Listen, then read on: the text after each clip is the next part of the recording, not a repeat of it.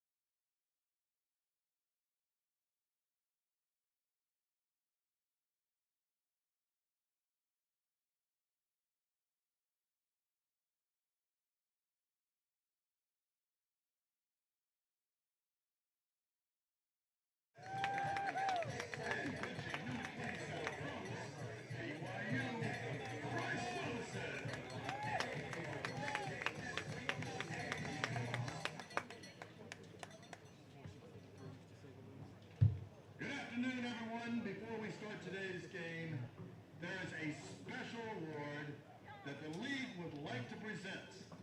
This award is presented to the team that demonstrates the highest level of integrity and professionalism both on and off the field, ensuring and enhancing the championship caliber of the Cape Cod Baseball League.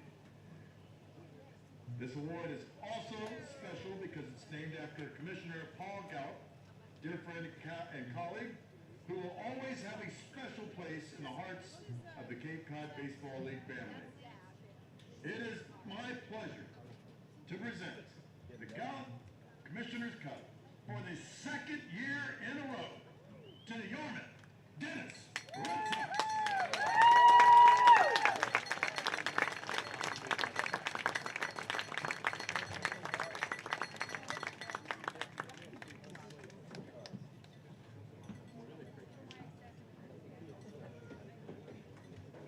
And now, I'd like to ask you to please rise, remove your caps as we honor America with the playing of our national anthem.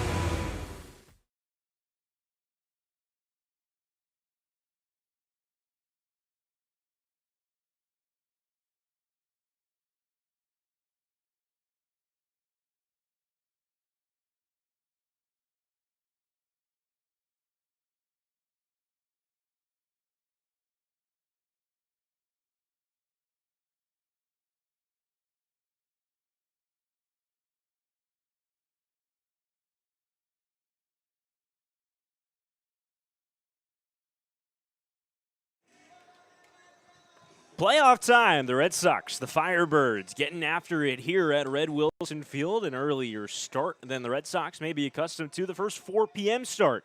And that's to give the Red Sox a little more time in this home field without lights. Sam Lebowitz alongside Carlo Jimenez taking you through the playoffs here for these YD Red Sox. Bryce Robinson takes them out for the Red Sox to start Game 1 against the Firebirds, a team he's accustomed to pitching against. He made 4 starts against the Firebirds in the regular season, including his best start of the summer that came back at Orleans on July the 1st. He went 6 scoreless frames, giving up just 4 hits. In fact, his last start came against the Firebirds.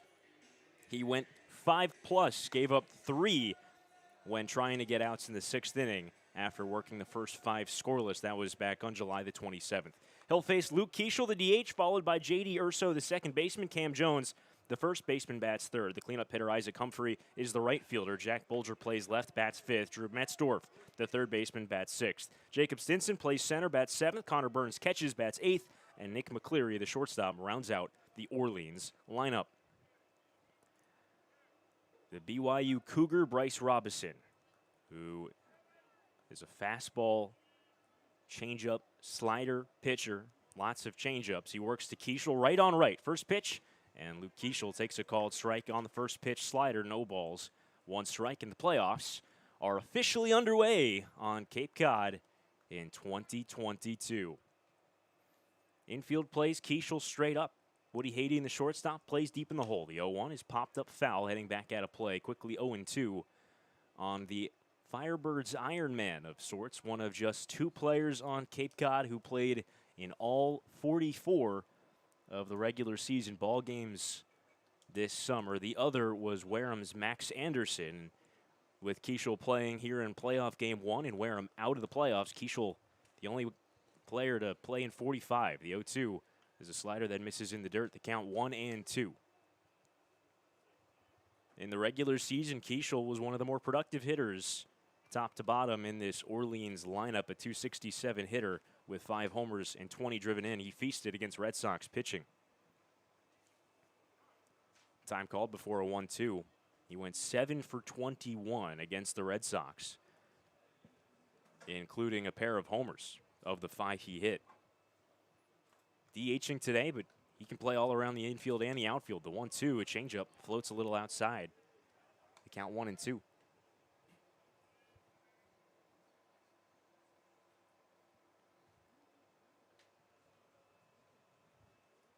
Robinson throwing to Fernando Gonzalez, who flashes the signs. The 2-2 home is taken a little bit low. This is home plate umpire Tim Carey calling the balls and strikes. A full 4-man umping crew today, given the playoffs, with Ryan DeMar down the first baseline, Jeff Kinney up the middle, Tom Ryberg down the third baseline. And again, Tim Carey calling the balls and strikes. Full count pitch is ripped foul, heading down the left field line and out of play. We'll do it again. A good turn at bat for Keischel to lead off this ball game. The soon-to-be Arizona State product who finds his way in the desert by way of the University of San Francisco. Committed to ASU right at the beginning of the season. 3-2 to him. Put up in the air, out to center field, hit fairly well. Homer Bush drifting back, still going back in front of the wall. Reaches up, and he makes the catch right up against the chain link fence. Keischel comes up just a few feet shy of a leadoff homer, but instead, Homer Bush hauls in a loud first out. And that's how this one starts. Any fly ball to center, you just never know, Sam. And that one came awfully close, especially with the heat here today. It is warm. Balls are going to carry a little bit more at Red Wilson Field. And saw a carry on that fly ball that looked routine from Luke Keischel. 86 degrees and sunny at first pitch just after 4. First pitch to J.D. Urso, another right-hand hitter. He takes a fastball for a called strike, 0-1. Urso out of the University of Tampa was a 193 hitter across 15 games in the regular season. Playing second base today. First 0-1 to him is lined the other way. That's going to drop into right field for a base hit in front of Braden Montgomery. A one-out single for Orleans' second hole hitter here in the top of the first. It brings up Cam Jones, the first baseman. Get to the defense for the Red Sox today. Fernando Gonzalez doing the catching behind home plate. Johnny Long plays first. Cole Carrick plays second. Woody Haydeen is the shortstop, and Mike Bovey rounds out the infield at the hot corner at third base. Left to right in the outfield, Caden Connor. Homer Bush, you already met him, and Braden Montgomery in right field. Cam Jones, another right-hand hitter. An interesting path for the Orleans first baseman. First pitch to him is a fastball that misses a little away. The count 1-0. Jones started his summer on the mound. The Georgia State product mostly pitched in the front half of the season. Made 8 appearances out of the bullpen to a 2.20 ERA. But ever since then, he's been in the lineup. 1-0 is ripped down the third baseline, but foul. got ahead of a changeup. The count 1-1. His last pitching appearance was on July the 12th. His first appearance in the lineup for Orleans was on July the 13th. In 23 games, he hit .341 as a hitter for Orleans. Drove in 8 runs, had 4 doubles. Runner on first, 1 out, scoreless game, top of the first, and they'll check on Urso at first. He's back with a head-first dive. Johnny Long applying the tag late. Jones is used to, as Robinson again throws to first, a closer play this time, but safe still the call by Ryan Damari, the first base umpire.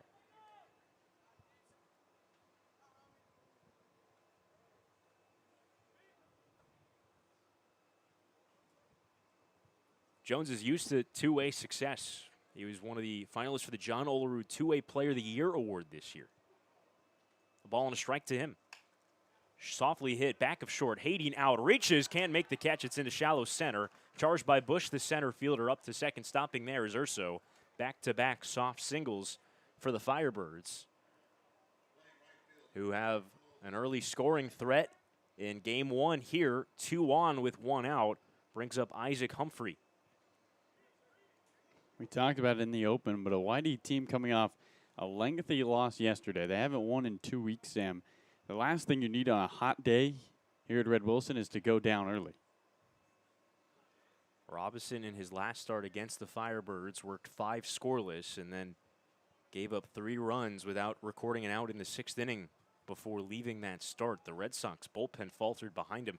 Red Sox lost what was once a scoreless game through 5 innings. They lost it 9-1. First pitch, left-hand hitter, and Humphrey takes outside a fastball. Humphrey finished the regular season a .265 hitter. And depending on who you ask, he finished the season with a 25-game on-base streak. Point streak might tell you that it was snapped in the second to last day of the season. 1-0. Changeup floats a little outside. The count is 2-0 to him. Point streak not always the most accurate thing, Sam. Gunnar Antillion was gifted an RBI single yesterday that should have been Johnny Long's. Long pinch hitting for Antillion in the 9th inning, knocking that single into left field late in that game at Chatham. Humphrey was thrown out on the base paths trying to extend a single. The 2-0. A changeup for a called strike. The count 2-1. And as a result, they recorded it as an out on the base paths and say he didn't reach safely, so his on-base streak died there. But he had a base hit, so you would think that it continued the streak. 2 on, 1 out, the 2-1. Changeup misses low. And the count is 3-1 to him. He did walk 12 times in the regular season, had an on-base percentage above .360. About 100 points higher than his batting average. Generally where you want to be.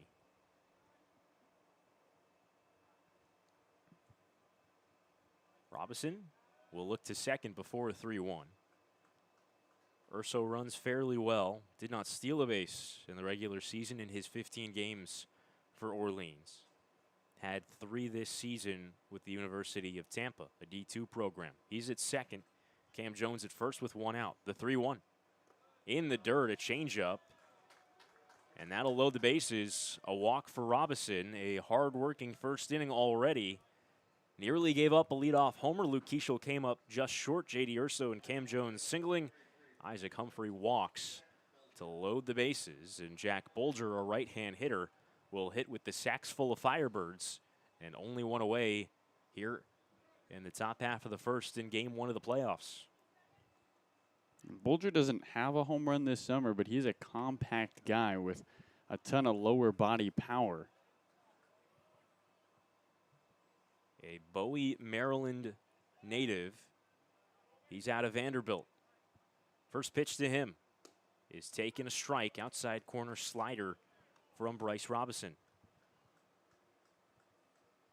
Bolger an upright stance with no batting gloves. Not many guys in this Cape Cod League who don't sport the official Franklin gloves that each team gets, league sponsor. Franklin Sports.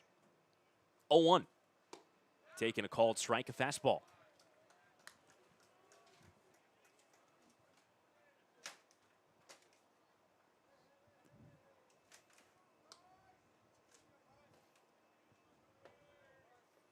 Robinson well ahead of Bulger. The count 0-2 with the bases loaded, 1 out, no runs home here top of the first. Just getting underway. Robinson sets, fires the 0-2, and misses a tad high, a fastball.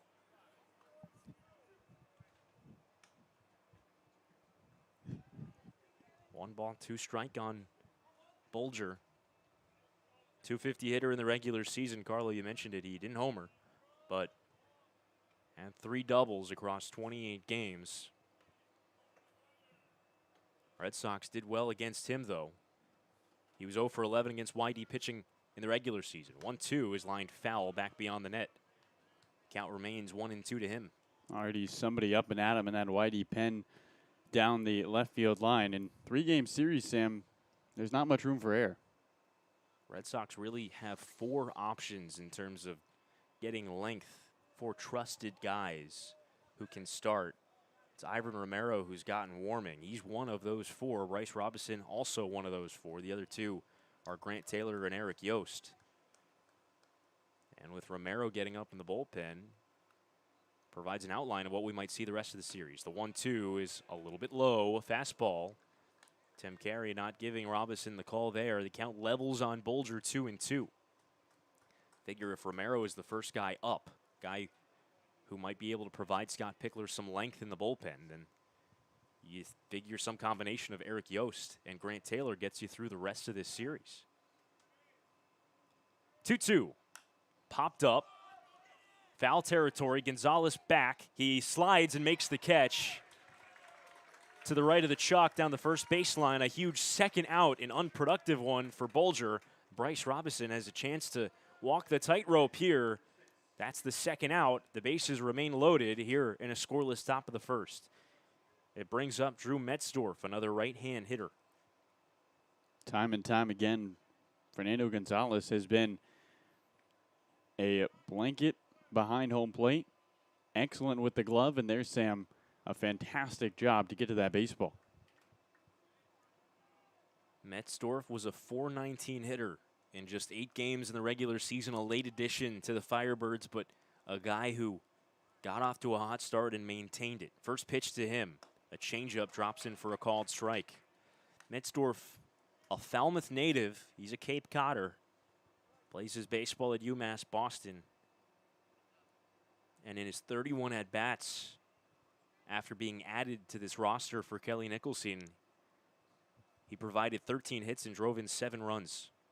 0-1 in the dirt. A changeup, a good block by Gonzalez, who smothers it. The count 1-1 on Metzdorf.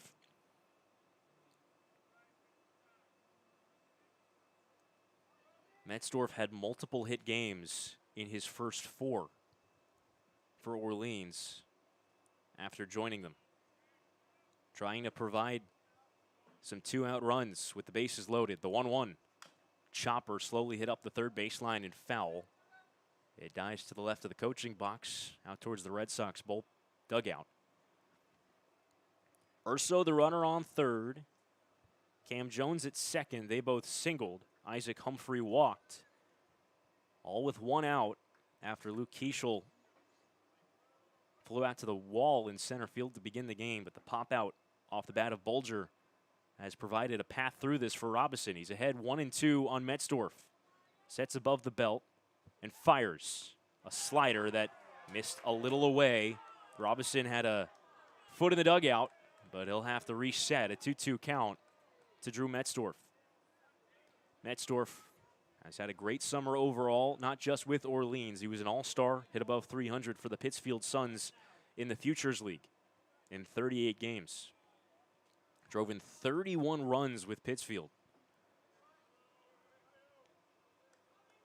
Robinson working from the first base side of the rubber. The crowd still trickling in here this early 4 p.m. start as Metzdorf calls time. And Robinson will step off the mound and give some added thought to this next offering. The berm along the third baseline starting to fill up. on this Thursday afternoon. Bases loaded, 2 out. The 2-2 in the dirt. Again, blocked by Gonzalez. Another changeup. Robinson can't get Metzdorf fishing, and now we've got an action pitch. The carousel will get in motion as Robinson will work a 3-2, 2-out offering to Drew Metzdorf.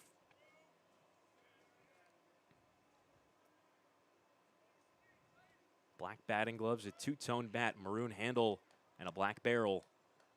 A blue UMass Boston shin guard on his right leg. The 3-2 is foul tipped off the mask of Gonzalez. Goes to the backstop. We'll do it again.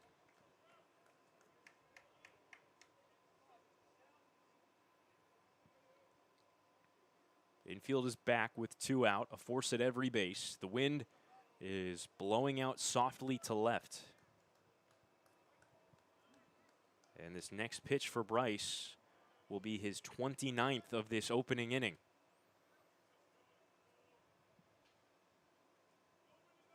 Another 3-2. It missed for ball 4. A fastball a little off the outside part of the dish. Metzdorf drives home a run with a bases loaded walk. And a Red Sox team that walked 9 hitters and hit 2 more yesterday in the regular season finale. In Chatham, the walks continue to be an issue for this pitching staff. Robinson surrenders a first inning run. Here's a left-hand hitter, Jacob Stinson. The bases remain loaded with 2 out. Fernando Gonzalez calls time, wants to run through the signs with his dugout once more. Infield shifts to the right on Stinson, a 173 hitter in the regular season. First pitch to him is poked into right field. It's going to sit in for a base hit. 1 run scores. Here comes the second run to score. That's Humphrey. He's in standing as the throw goes to third and gets away, and it looks like it goes out of play, and that's going to clear him. It allows Metzdorf to come on home as well. A 4-run start for Orleans. All the way to third goes Stinson after a 2 RBI single. Some sloppy play in the field. The Red Sox have surrendered 4. A disastrous sequence for YD. It brings up Connor Burns, the catcher, the 8th hitter of the inning, with a runner on third, 2 out.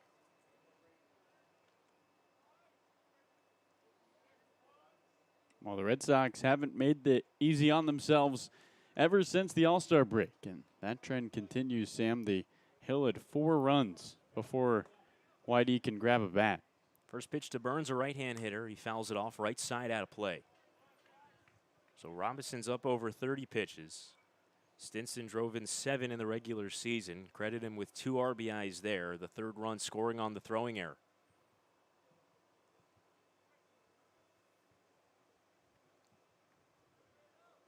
Oh, 1.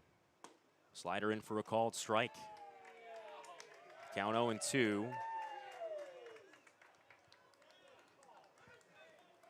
Robinson trying to keep it here at 4 runs and give his offense a chance to try to get back in this game. 0-2.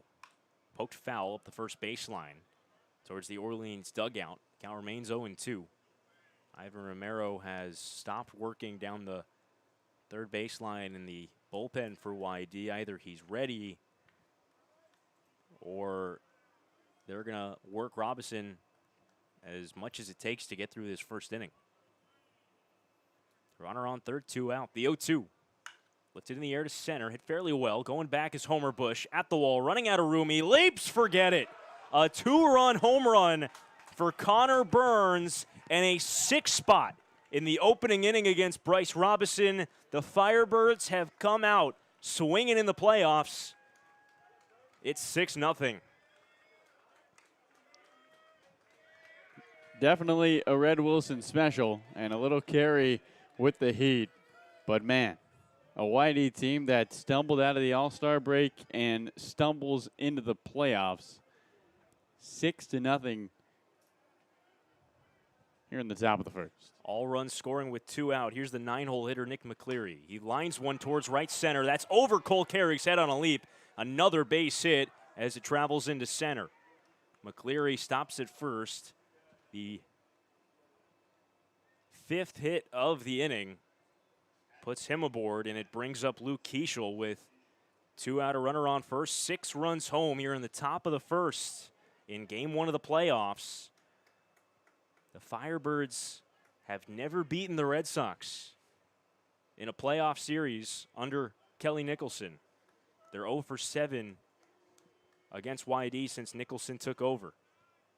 First pitch to Keeschel. Right-hand hitter, bloops one towards right center. Lands on one hop for Cole Carrig, who goes over. Makes the throw on to first. It's in time.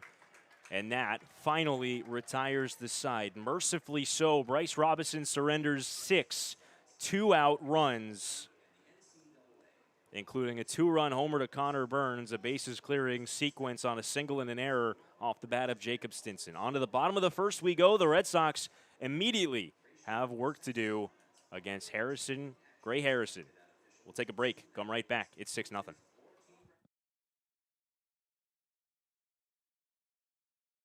T-Mobile's a proud sponsor of the Cape Cod Baseball League. T-Mobile is committed to serve those who serve, and that's why they go above and beyond for our active duty military and veterans. Visit your neighborhood T-Mobile store or T-Mobile.com to learn more.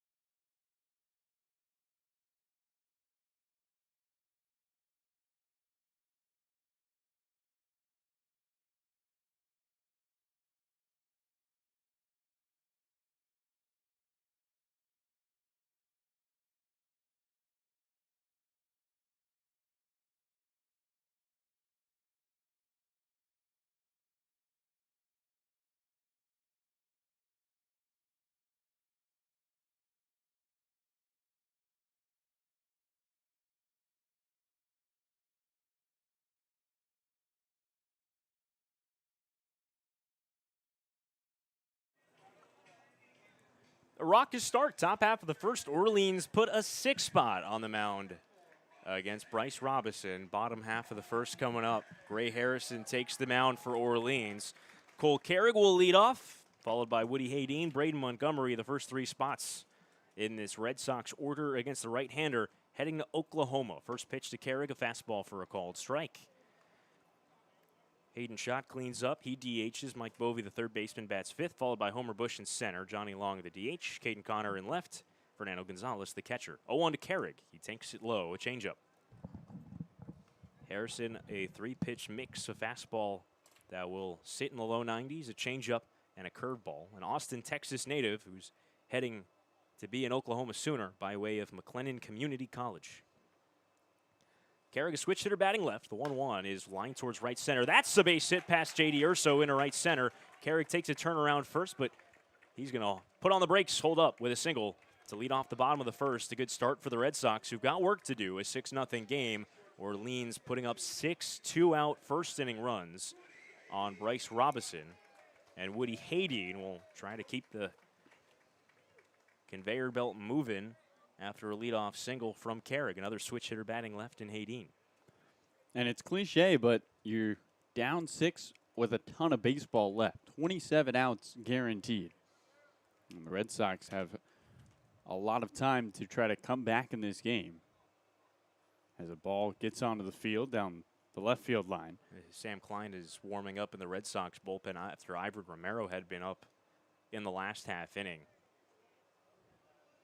Got a chance still. We're only in the first inning. It's 6-0 though. First pitch, Hayden squares to bunt, takes one up and away, a fastball. Maybe just trying to get some havoc in the field and get yourself some early base runners with Braden Montgomery, who homered last night in the regular season finale in the on-deck circle. If the Red Sox put up a big number today, as the 1-0 is chopped up the middle, Urso plays it back, flips to second for one. McCleary's throw is high and gets away, goes out of play, and Hayden gets second base as a result. An E6 on McCleary. As Carrick is erased off the base paths, the Red Sox will have a runner in scoring position with 1 out for Braden Montgomery. And you feel like, Sam, if you can just get 1 here in the bottom of the first, just get the offense turning a little bit, you have to feel a lot better after surrendering 6. And what a better guy to come up than the man who's done nothing but hit RBIs this summer.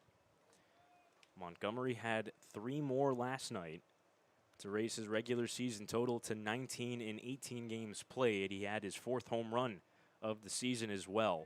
Finished a .250 hitter, but an OPS. That's on-base percentage plus slugging percentage at .833. Very respectable number. Switch hitter batting left. First pitch to him. It's a fastball that misses low. Gray Harrison's last outing of the regular season came against these YD Red Sox. That was in Orleans. He went the first 5 innings, gave up a run on 3 hits. A game Orleans wound up winning by a score of 4-1. Runner on second, 1 out. 1-0. Ripped right side of the infield. Jones snags it, ranging to his right. Flips to the pitcher covering at first for the second out. Moving up to third is Hayden. That's the second out here in the bottom of the first, with Orleans nursing a 6-0 lead. See if Hayden Schott can move the runners over. It's hot today, Sam, and Hayden Schott is one of the longest home runs of the summer for these YD Red Sox, and you got to imagine with a little bit of carry, he could push one over that right field fence. Left-hand hitter, hands held low, out of Columbia. First pitch, up the middle, kicked by the pitcher into no man's land, heading towards shallow right. It's a base hit for Schott as no infielder can track it down. In from third comes Schott as the pitcher Harrison is the one who eventually finds the ball on the infield dirt. Schott stands at first, an RBI single for Hayden, and it's 6-1. And there you go, Carlo. The Red Sox able to get one of those runs right back with a 2-out RBI, and still a chance for more. A runner on first, 2 out. Here's Mike Bovee. Yeah, and that's massive because not only are you able to punch back a little bit, but you also feel like, hey, we got a run off Gray Harrison in the first inning. We can do it again. Bovee came off the bench yesterday, took a walk and 2 trips to the plate. Left-hand hitter. First pitch, a fastball that misses a little high. A tight zone in this game already from Timothy Carey. Saw the results of that with 2 first-inning walks, including a bases-loaded walk that Bryce Robinson allowed in the top half of his frame. 1 ball, no strikes. Lifted in the air, center field and shallow. In comes Stinson, a long way in. It drops in front of him in shallow left center. Actually curls towards the left fielder Bolger. On to third goes Hayden Schott. Stopping at first is Mike Bovee. Red Sox with 2 on, runners on the corners, 2 out, a run home.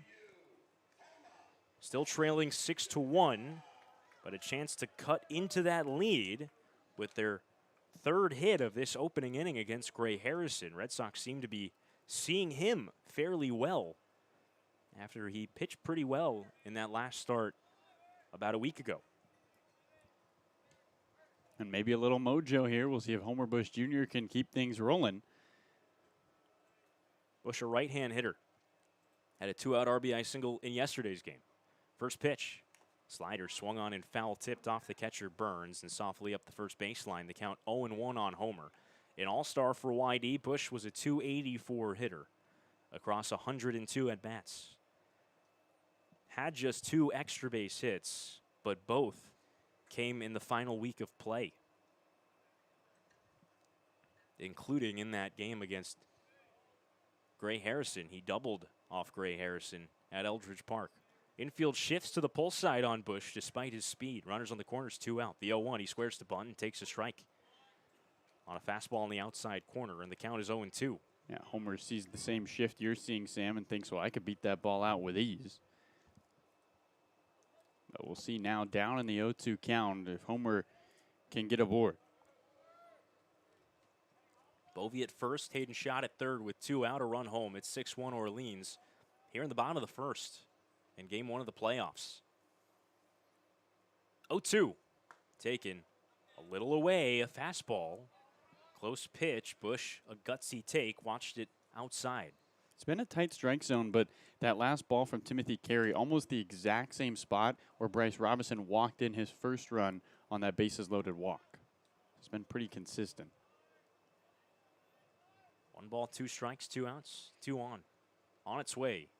Breaking ball hit sharply past the shortstop McCleary and in a left center field for a base hit. In from third comes Schott, stopping at second Mike Bovee. Homer Bush drives home the second run of the inning. The Red Sox are not dead in this game. Here in the bottom of the first, we've already seen 8 runs on the scoreboard.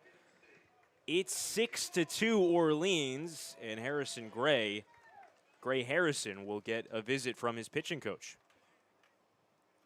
before he faces Johnny Long. Bush drove home 9 runs in the regular season, including 1 yesterday, and for the second straight day, a 2-out RBI single. As Cole Cook, the pitching coach for Orleans, heads back to the dugout. Johnny Long had a 9th inning base hit for an RBI yesterday in Chatham, pinch hitting off the bench, although you might not find record of it. His point streak credited it to the guy he was pinch hitting for, Gunnar Antillion. The team leader in home runs. This could get interesting very quick with 2 on, 2 out, 6-2 Orleans. Right-hand hitter Johnny Long had 5 in the regular season. First pitch, a fastball that misses a little bit low, and the count 1-0 to Johnny. And he was hitting moonshots in batting practice today, a couple off the top of the treetops. Pickler, after 1 round of batting practice, came towards Johnny Long and said, "I need that from you all playoffs. See if you can deliver." Bovee a big lead at second. The 1-0. Lifted foul along the right field line, a little behind a fastball. The count 1-1 to Johnny Long. Johnny finished the regular season officially a .208 hitter with those 5 homers and 20 driven in. One of just 4 Red Sox position players who lasted the whole summer on the active roster. 1-1. Pulled foul up the third baseline past Scott Pickler, heading down towards the bullpen. The other 3, Mike Bovee, who stands at second, Cole Carrig, who singled earlier in this inning, and Caden Connor, who stands in the on-deck circle. An extra base hit would go a long way to getting the Red Sox back in this game. With Bush's speed at first, he'd score on anything that finds the fence. 2 on, 2 out, 2 home. The 1-2. Down and inside, a fastball. The count evens on Johnny, 2-2. Big spot here. You get 2 runs, you get 2 more, Sam, and you feel like you're right there. A good rebound already for the Red Sox, scoring 2 after giving up 6 in the top of the first. 2 balls, 2 strikes, 2 out, 2 on its way. Chopped foul right off Johnny's lower hip. And we'll do it again. Already about 35 minutes after the first pitch of this ball game. We're not even through the bottom of the first. We've already seen 8 runs tally. We've already seen 9 combined base hits between the 2 sides. The Red Sox have 4 all singles in this bottom of the first. An extra base hit would go a long way. Another 2-2 is popped up right side of the infield and shallow. Carrying out to right center. Humphrey makes the catch one-handed off to his left. And that ends the inning.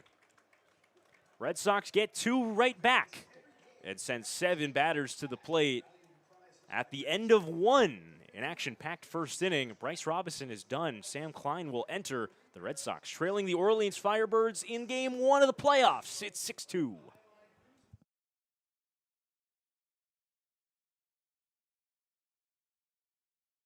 Cape Cod Veterinary Specialists offers premier emergency and specialty care for your pet when it matters most. Located in Buzzards Bay and Dennis. Learn more at CapeCodVetSpecialists.com. That's CapeCodVetSpecialists.com.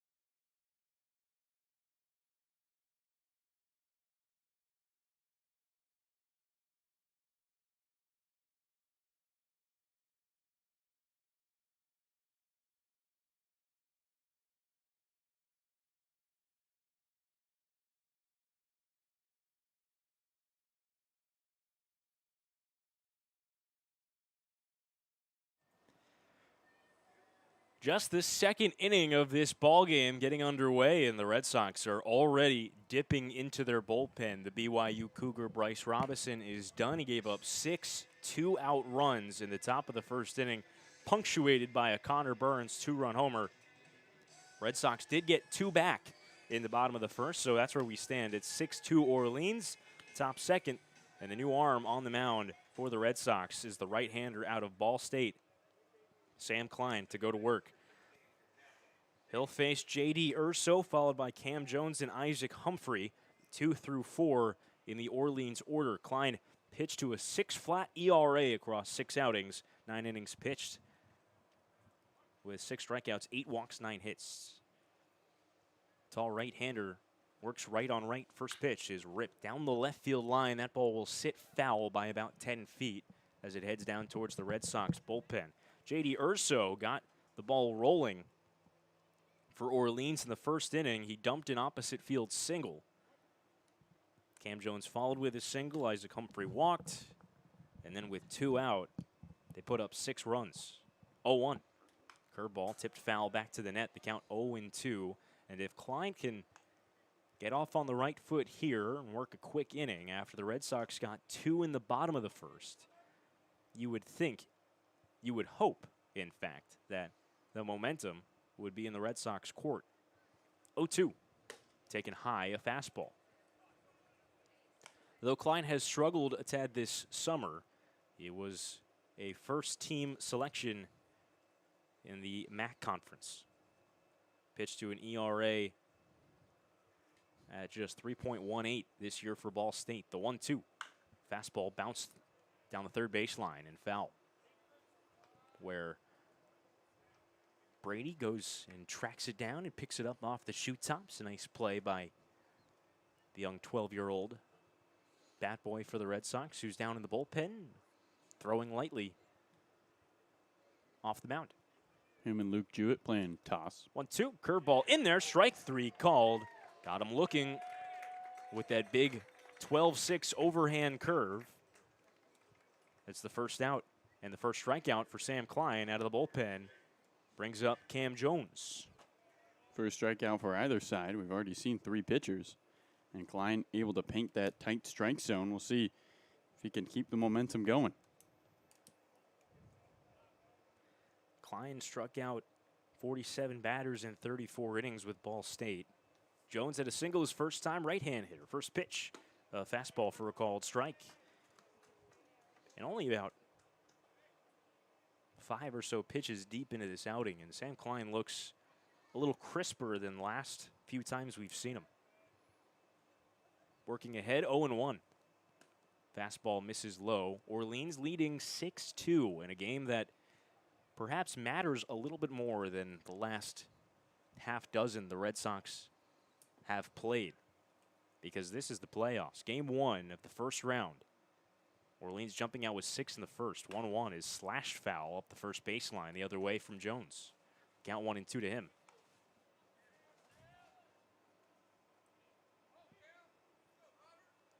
Lots of baseball left. Best of 3 series between these two teams. Matchups that have benefited YD over Scott Pickler's tenure. The last 7 times that the Red Sox and the Firebirds have matched up in the playoffs, YD has won all 7 series. 1 ball, 2 strikes on Jones. Infield shifts to the pull side. On its way. Fastball a little bit low, says Timothy Carey. Klein stands stoic to the right of the rubber and receives the ball back from Fernando Gonzalez, staring in at Carey. Been a tight strike zone from Timothy Carey in this game so far. Both sides have jeered him a little bit. The 2-2. Curveball a little bit low again. Kicks out of the glove of Gonzalez. The count runs full on Cam Jones. Two-way standout out of Georgia State. Singled and scored his first time. A 2-tone bat, bright red barrel, and a gray handle that he holds above his head behind his right ear. The 3-2. Lifted along the right field line, heading out of play. Braden Montgomery gives it a cursory jog, but it lands towards the Orleans bullpen, deep down the right field line. It's a surprisingly sparse crowd for a playoff game, at least in terms of what you'd expect. But a 4 p.m. Thursday afternoon start may be contributing to that. 3 balls and 2 strikes on Cam Jones. Lifted high and deep to left, heading back towards the corner. Caden Connor sprinting a long way back. At the fence, it bounced 1 hop in front of the wall. Jones cruises into second as Connor gets the ball into the cutoff man. A long double off the bat of Cam Jones. And a runner in scoring position for Orleans here in the top of the second with 1 out, trying to extend an early 6-2 lead. And the Red Sox are lucky that they're not playing at Eldridge Park, because that is a long home run in Orleans. But here, just a long double. And an opportunity for Sam Klein to keep this a 6-2 game. Jones had 4 doubles in the regular season, his first of the playoffs. He's got hits in both his at-bats. Here's Isaac Humphrey, a left-hand hitter. Humphrey took a walk, scored in the first inning. That's with Jones at second, 1 out, 6-2 Orleans. First pitch. Curveball drops in, strike 1.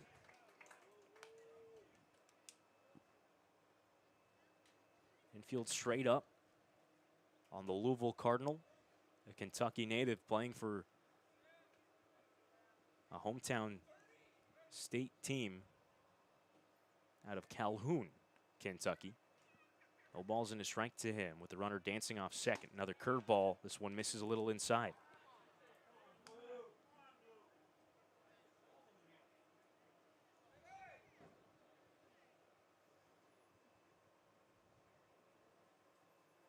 Not an ideal start for the Red Sox, but the good news is that if you're going to give up 6 runs, you do it early. The 1-1 is chopped slowly right side of the infield. Charged by Carrick. It takes a right hop on him and goes into right field. Around from third comes Jones. Heading into second is Humphrey. He stands there safely, replacing his teammate Cam Jones, who scores the 7th Orleans run, as that was just a high, slow chopper off the front of home plate that bounced towards the second baseman, Carrick, and took a bad hop to the right.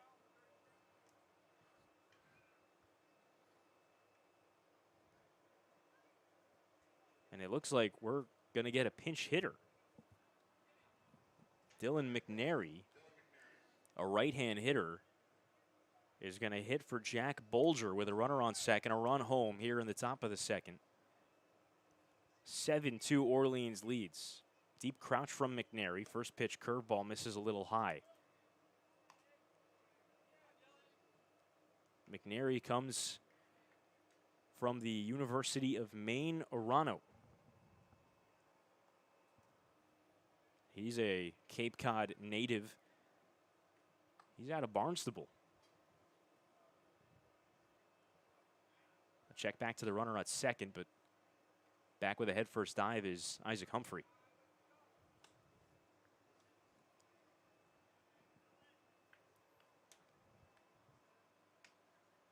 Did we get a scoring call on that last play? You know, I wish I could get you one, but the live score is not updating, so I can't tell you. 1-0. Swing and a miss. Fastball. Looks like it's not going right for just the Whitey Red Sox today. Get you some scores across the Cape, though, if you want those. Absolutely. I think that would be a great way to start. I think there's solace for the Red Sox in knowing that this is not the only game that started off on the wrong foot across Cape Cod for a hosting team. The 1-on is a called strike, a fastball. The count 1-2. In fact, if you're a hosting team right now, you're not having a lot of fun. Hyenas 5-0 at Lowell Park. They lead the Katuitt Kettleers, and Brewster down the road, trailing Harwich 3-0. Early starts across Cape Cod at ballparks without lights in Brewster, Katuitt, and here in South Yarmouth. And loud starts for the road teams. 1-2 is grounded towards short, left side of the infield, charged by the shortstop Hagedy. And his throw across the diamond is in time to get McNary. And that's the second out. Staying put at second is Isaac Humphrey. 7-2 Orleans. Another run out there in scoring position. Here's Drew Metzdorf. Metzdorf drove home the first run of this ball game. Fell behind against Bryce Robinson, but with the bases loaded, Robinson wound up walking him on a couple of close pitches. And Harwich, by the way, has extended that early lead in Brewster to 5-0. Hyannis now 6-0 in Katuitt. First pitch to Metzdorf. Fastball misses well inside. So you wanted to combine the scores. Home teams are trailing today by a score of 18-2. Nobody is in the fourth. And baseball hasn't even been played for more than an hour across Cape Cod today. All those games starting at 4. 1-0. Curveball in for a called strike. 1-1 on Metzdorf, another right-hand hitter.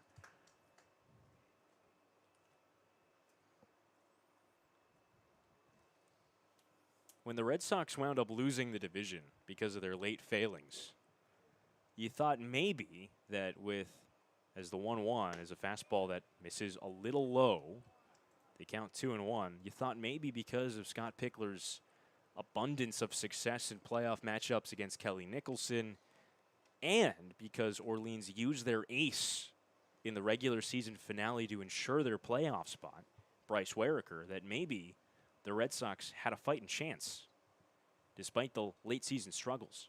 2-1. Chopper left side of the infield, played back on a high hop by Haydeen. Long throw to first, off the bag comes long. You can't get the tag on Metzdorf, who runs exceptionally well. He's safe at first, and up to third goes Isaac Humphrey. Going to be an infield hit, and the 8th hit of this ball game already for the Orleans Firebirds. Here with 2 out in the top of the second. A run home in this second. 7-2 your score.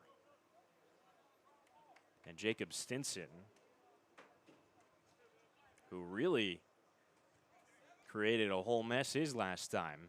Bats with runners on the corners and 2 out. Stinson batted with the bases loaded, 2 outs, just 1 run home after Metzdorf's RBI walk. Singled to right, it scored 2, and Braden Montgomery's throwing error unloaded the bases, scoring a third. First pitch, he swings and misses a fastball. That hit by Humphrey, Sam, ruled an RBI double. If you're keeping score along with us. About as soft a double as you might find.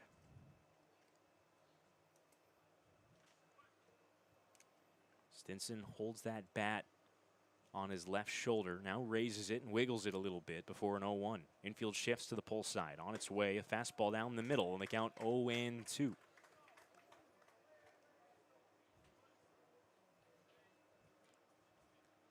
Runners on first and third, a run home. The score is 7-2 here in Game 1 of the playoffs here at Red Wilson Field, a best of 3. If the score holds, the Red Sox will have their back against it tomorrow in Orleans. 0-2 to Stinson. Fisted foul right back to the chain link backstop, and the count remains 0-2. The wind has picked up, blowing out strongly to left field. Whipping Klein's jersey on the mound, goes back for some rosin to dry his hand out a little bit on a humid and hot day.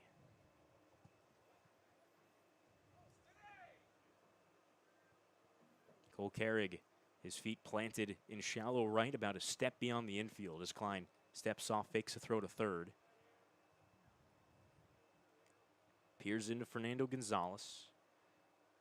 No balls, 2 strikes. Runner goes from first. The pitch is called for a ball. Throw back to third and safe. Is the runner there, Isaac Humphrey. Fernando Gonzalez throwing back to Mike Bovee and had him dancing off the bag. It was a fairly close play, but the third base umpire, Tom Ryberg, said emphatically, safe. On the play, Drew Metzdorf stole second. They count 1-2 with 2 in scoring position. 7-2 Orleans with 2 out. The 1-2 to Stinson. Bounce right side and foul towards Johnny Long up the first baseline. We'll do it again. Nothing coming easily for the Red Sox, nor is it coming quickly early in this ball game on the defensive side.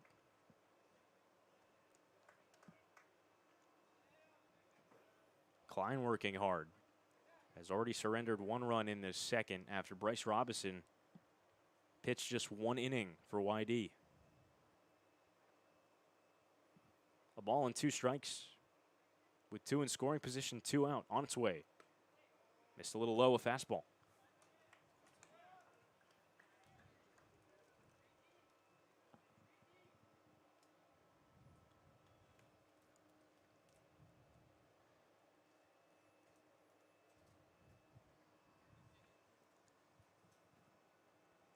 single will score 2 with Metzdorf speed at second. Close set in the 2-2. Line towards first, played on one hop by Long. He played it nicely. He'll go to the bag in time to retire the side, and Stinson over at first. Orleans tacks on 1 here in the top of the second in game 1. They're out in front early and often. It's 7-2 to the bottom of the second here in South Yarmouth.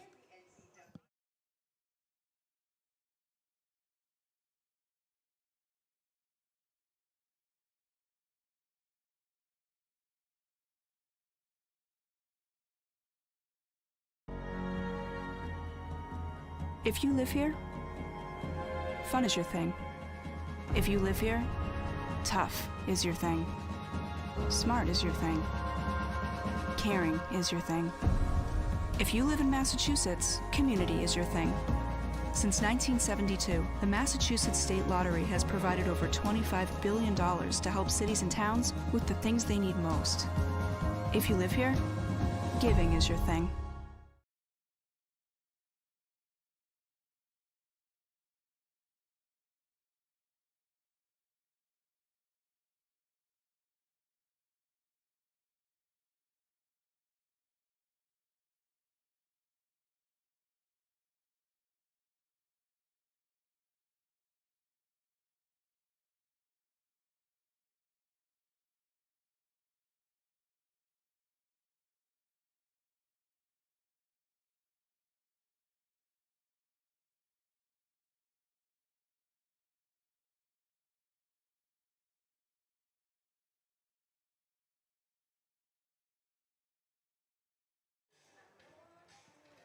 Bottom of the second, Red Sox with work to do against Gray Harrison.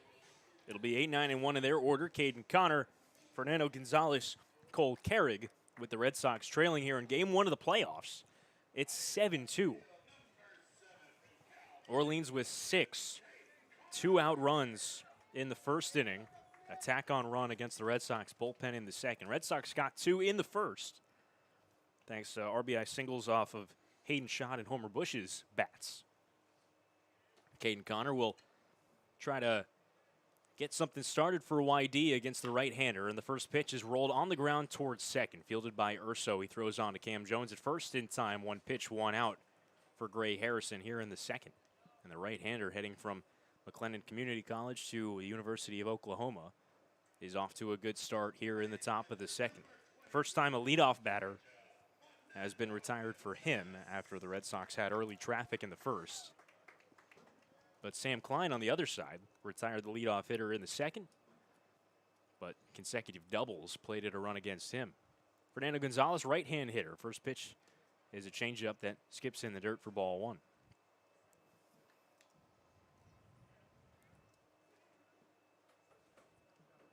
Fernando came off the bench yesterday behind the plate after Ryan Proto started. 1-0 to him. Bounced left side of the infield, little bit foul, just by inches to the left of the third base bag. It bounced beyond Drew Metzdorf's reach, but it's a foul ball, and Fernando Gonzalez, who had already found his way down the first baseline, returns to home plate, picks up his two-tone bat. High socks pulled up to his knees. He'll return into the batter's box. Fernando went 0 for 2 off the bench yesterday, has hits in each of his last 5 starts. 1-1. Bounced up the middle, off the glove of the pitcher, but he snares it and throws on to first in time. 2 up, 2 down for Gray Harrison. Both on the ground, helps himself there. Fumbled the ball a little bit, but found it quickly. Gonzalez retired, and here's Cole Carrig with 2 out and nobody on. Carrig led off the bottom of the first with a single, switch hitter batting left. Red Sox leading hitter this summer hit .329 when all was said and done on the regular season. Had 3 hits in 5 attempts yesterday in Chatham, including a triple. First pitch, fastball off the plate away. A lot of soft contact so far that Harrison has been able to create. He's not blowing away hitters, but getting ground outs and flyouts. 1 ball, no strikes. Swing and a miss. Carrig out in front of a changeup, spun him into a hole as Harrison took something off there. The count 1-1. 7-2 Orleans. 2 out, nobody on. Bottom of the second here in South Yarmouth. Game 1 of the playoffs. 1-1. Changeup skips in the dirt. The count 2-1 on Cole Carrick. If he can reach Woody Hadeen to follow.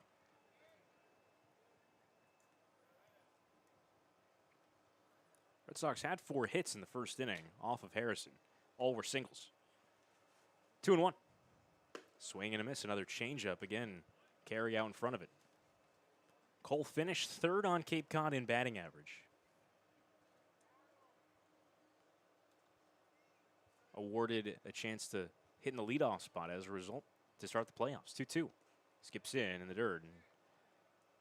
An easy take there for Carrick. The count runs full on him.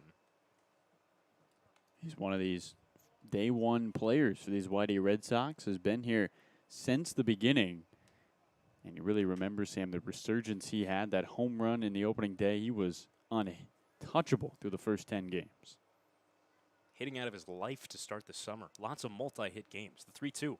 Lifted in the air, shallow to center. Stinson, the center fielder, a long way in. This ball's going to wind up on the infield. And it's the shortstop, Nick McCleary, who makes the catch and ends the inning. The Red Sox go in order. A much better inning for Gray Harrison here in the bottom of the second. Red Sox can't tack on against this 7-2 lead for Orleans. We head to the third. Orleans a big lead early in game 1.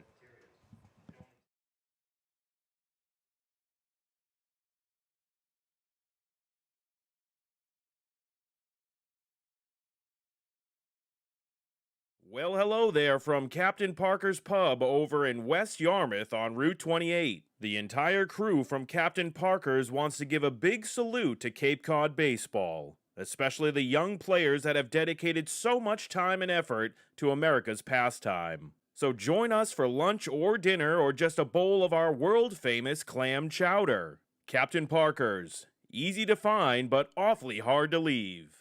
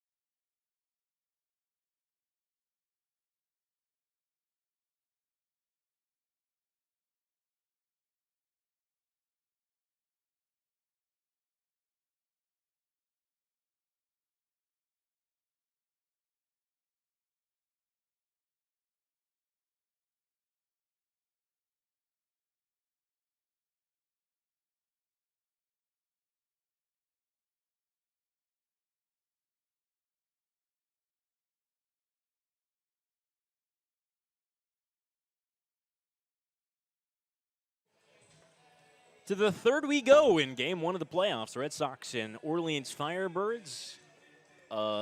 Slow start time-wise, but not on the offensive side. The Firebirds with 7 runs over the first 2 innings. And the right-hander out of Ball State, Sam Klein, will head back to the mound and try to put up a 0 for a YD team that has not yet had one of those on the pitching side. They trail 7-2. And Connor Burns, who started his day with a bang, a 2-run homer in the first inning. He bats right on right. First pitch, put up in the air, shallow to right. Carrig, the second baseman, out. Braden Montgomery, the right fielder, in. He's underneath it, now backtracking a little bit and makes the catch. Staying with that one as the wind blew it a little bit beyond him. 1 pitch, 1 out for Sam Klein, who retired the first hitter in the second. But Cam Jones and Isaac Humphrey both secured doubles with 1 out, scoring the 7th Orleans run. Was able to get out of that without any further damage despite throwing 31 pitches. But a 1-pitch out to begin the third benefits him. Here's Nick McCleary, the shortstop, the 9-hole hitter, another right-hand hitter. The first pitch, a curveball that skips in for a ball. The count 1-0. Klein shaking out that right hand a little bit. Didn't seem like he got much of a grip on that first pitch curveball to McCleary, who singled his first time through. Orleans sent 10 men to the plate in the opening inning. All 6 runs in that first inning scored with 2 out. 1-0. There's a half swing on another curveball. McCleary didn't mean to, but he went around on a pitch in the dirt. Count 1-1.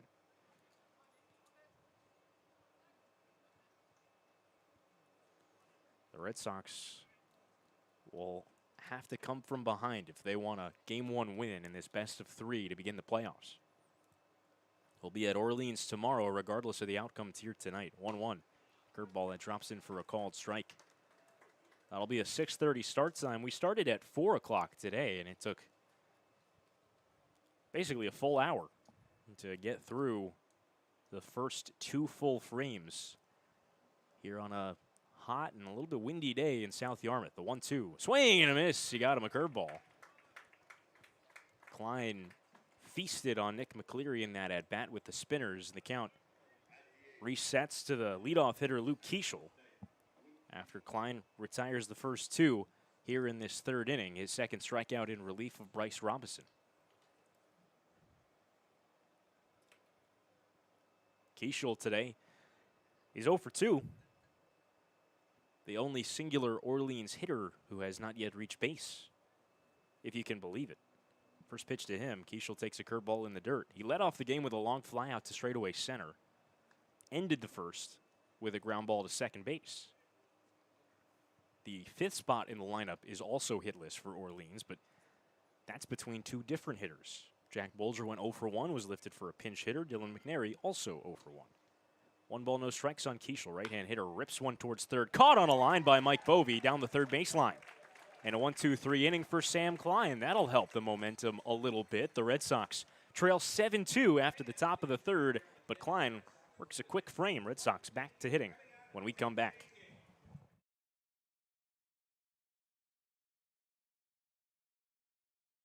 MP Sports Cards is proud to sponsor the Kids Baseball Clinics. If you're a sports card collector, be sure to stop by and check out the latest releases, graded cards, supplies, and more. A local favorite for hobby enthusiasts across Massachusetts and, of course, your Cape Cod Baseball League. Stop in our store and mention code REDSOX to get 1 free pack of 2022 Topps Baseball Update with any purchase. Some exclusions apply. Visit us at 71 Main Street in Carver, Mass. or online at mpsportscards.com. That's mpsportscards.com.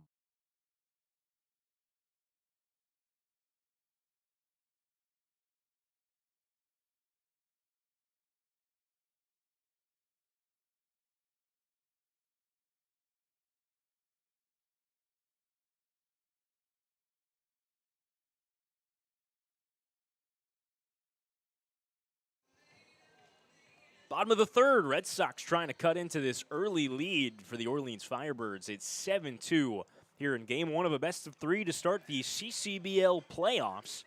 Red Sox gave up 6 in the first, scored 2 of their own in the bottom of the first. But a tack-on run in the second for Orleans places us exactly where we are. And Woody Hayden, the Red Sox shortstop, who bats in the 2nd spot in the order, followed by Braden Montgomery, and Hayden's shot leads off. First pitch from the right-handed pitcher, Gray Harrison, is a fastball that misses low. Switch hitter batting left. Hayden reached on a fielder's choice, came around to score in the first inning. 1-0.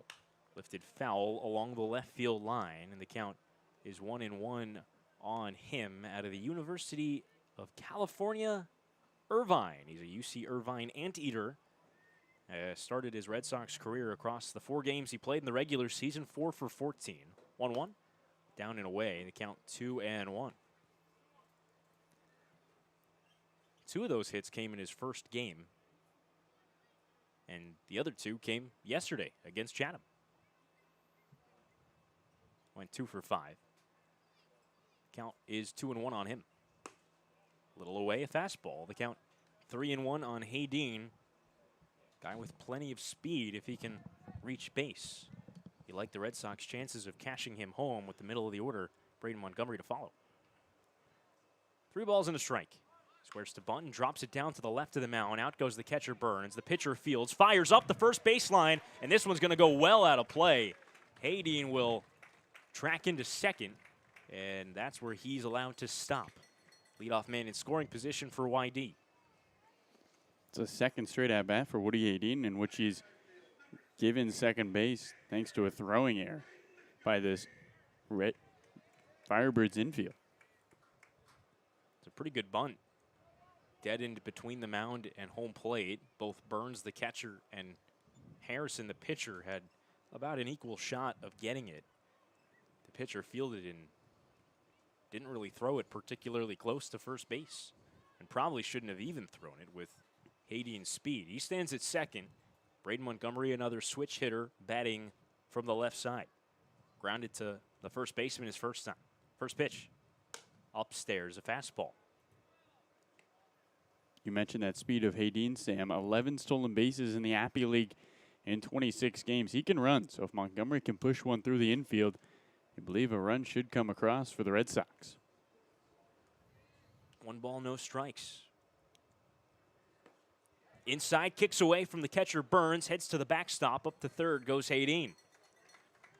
So a run 90 feet away for YD. And Carlo, you mentioned the aptitude of scoring runs for Braden Montgomery. 19 RBIs across 18 regular season games played. Finished yesterday with 3 RBIs and has driven in 5 across his last 4 games played. The infield plays back, 7-2 Orleans. They'll concede a run for an out.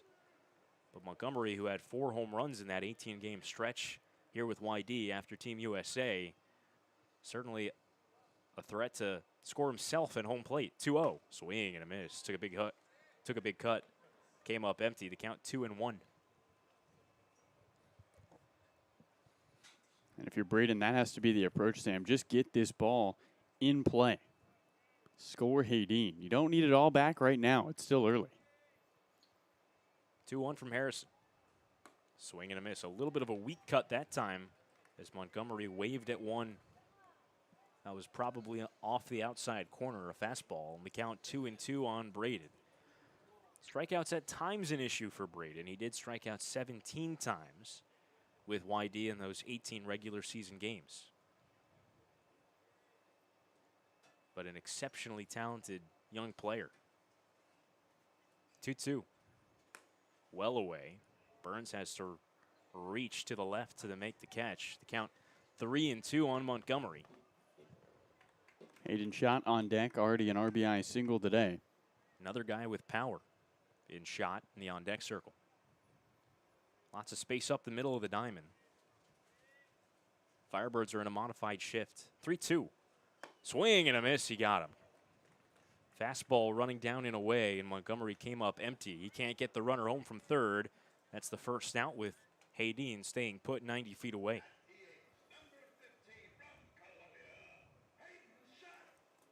Now Hayden Schott drove home a run with an infield single his first time through. Mike Bovey to follow. This is the part of the order the Red Sox want up. First pitch. Lifted foul along the left field line and out of play.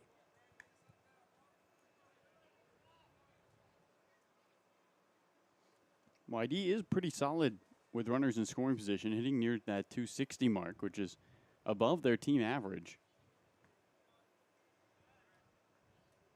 No balls in a strike to Schott.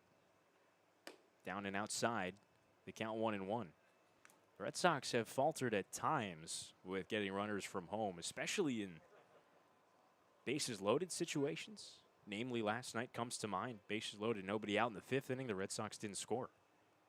Really set the tone for the back half of that game. 1-1, lifted in the air, right center field. Moving over is Humphrey. He makes the catch on the deep line drive.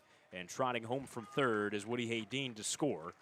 And that makes it a 7-3 Orleans lead here with now 2 out in the bottom of the 3rd.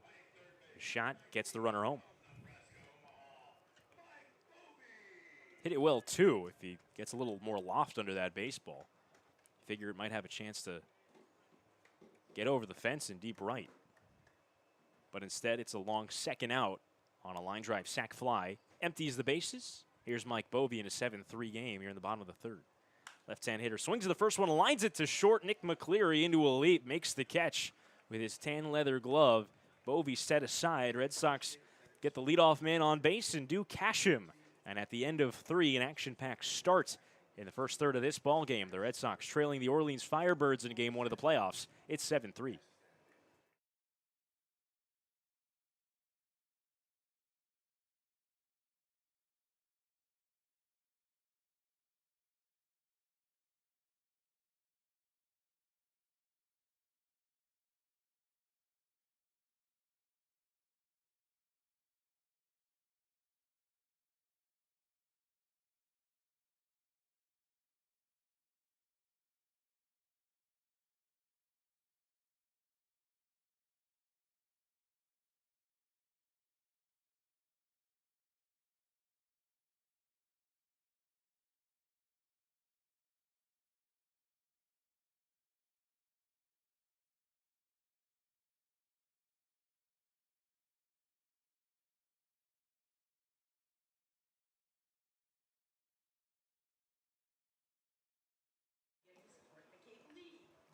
Hey, Sox fans, if you thought about buying or selling a home, Emily Szymanski of the Saltydog Group is your pet-friendly neighborhood realtor as part of the team at Keller Williams Realty of Cape Cod and the Islands. Emily is your go-to resource for home buying and selling.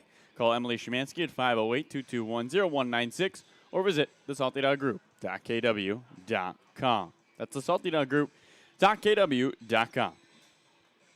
Carlo Jimenez alongside Sam Lebowitz, our producer Zack Clapp. We welcome you into the fourth inning, playoff time here at Red Wilson Field, and a 7-3 lead for the Orleans Firebirds. If you're just joining us, well, let's get you a quick recap about how we got here. Didn't start pretty for YD. 32 first inning pitches for Bryce Robinson, and he allowed 6 runs to come across. Not 10 came to the plate. The Red Sox, though, responding with 2 of their own in the bottom of the first, and then back-to-back doubles by Orleans. They tacked on a run in the top of the second.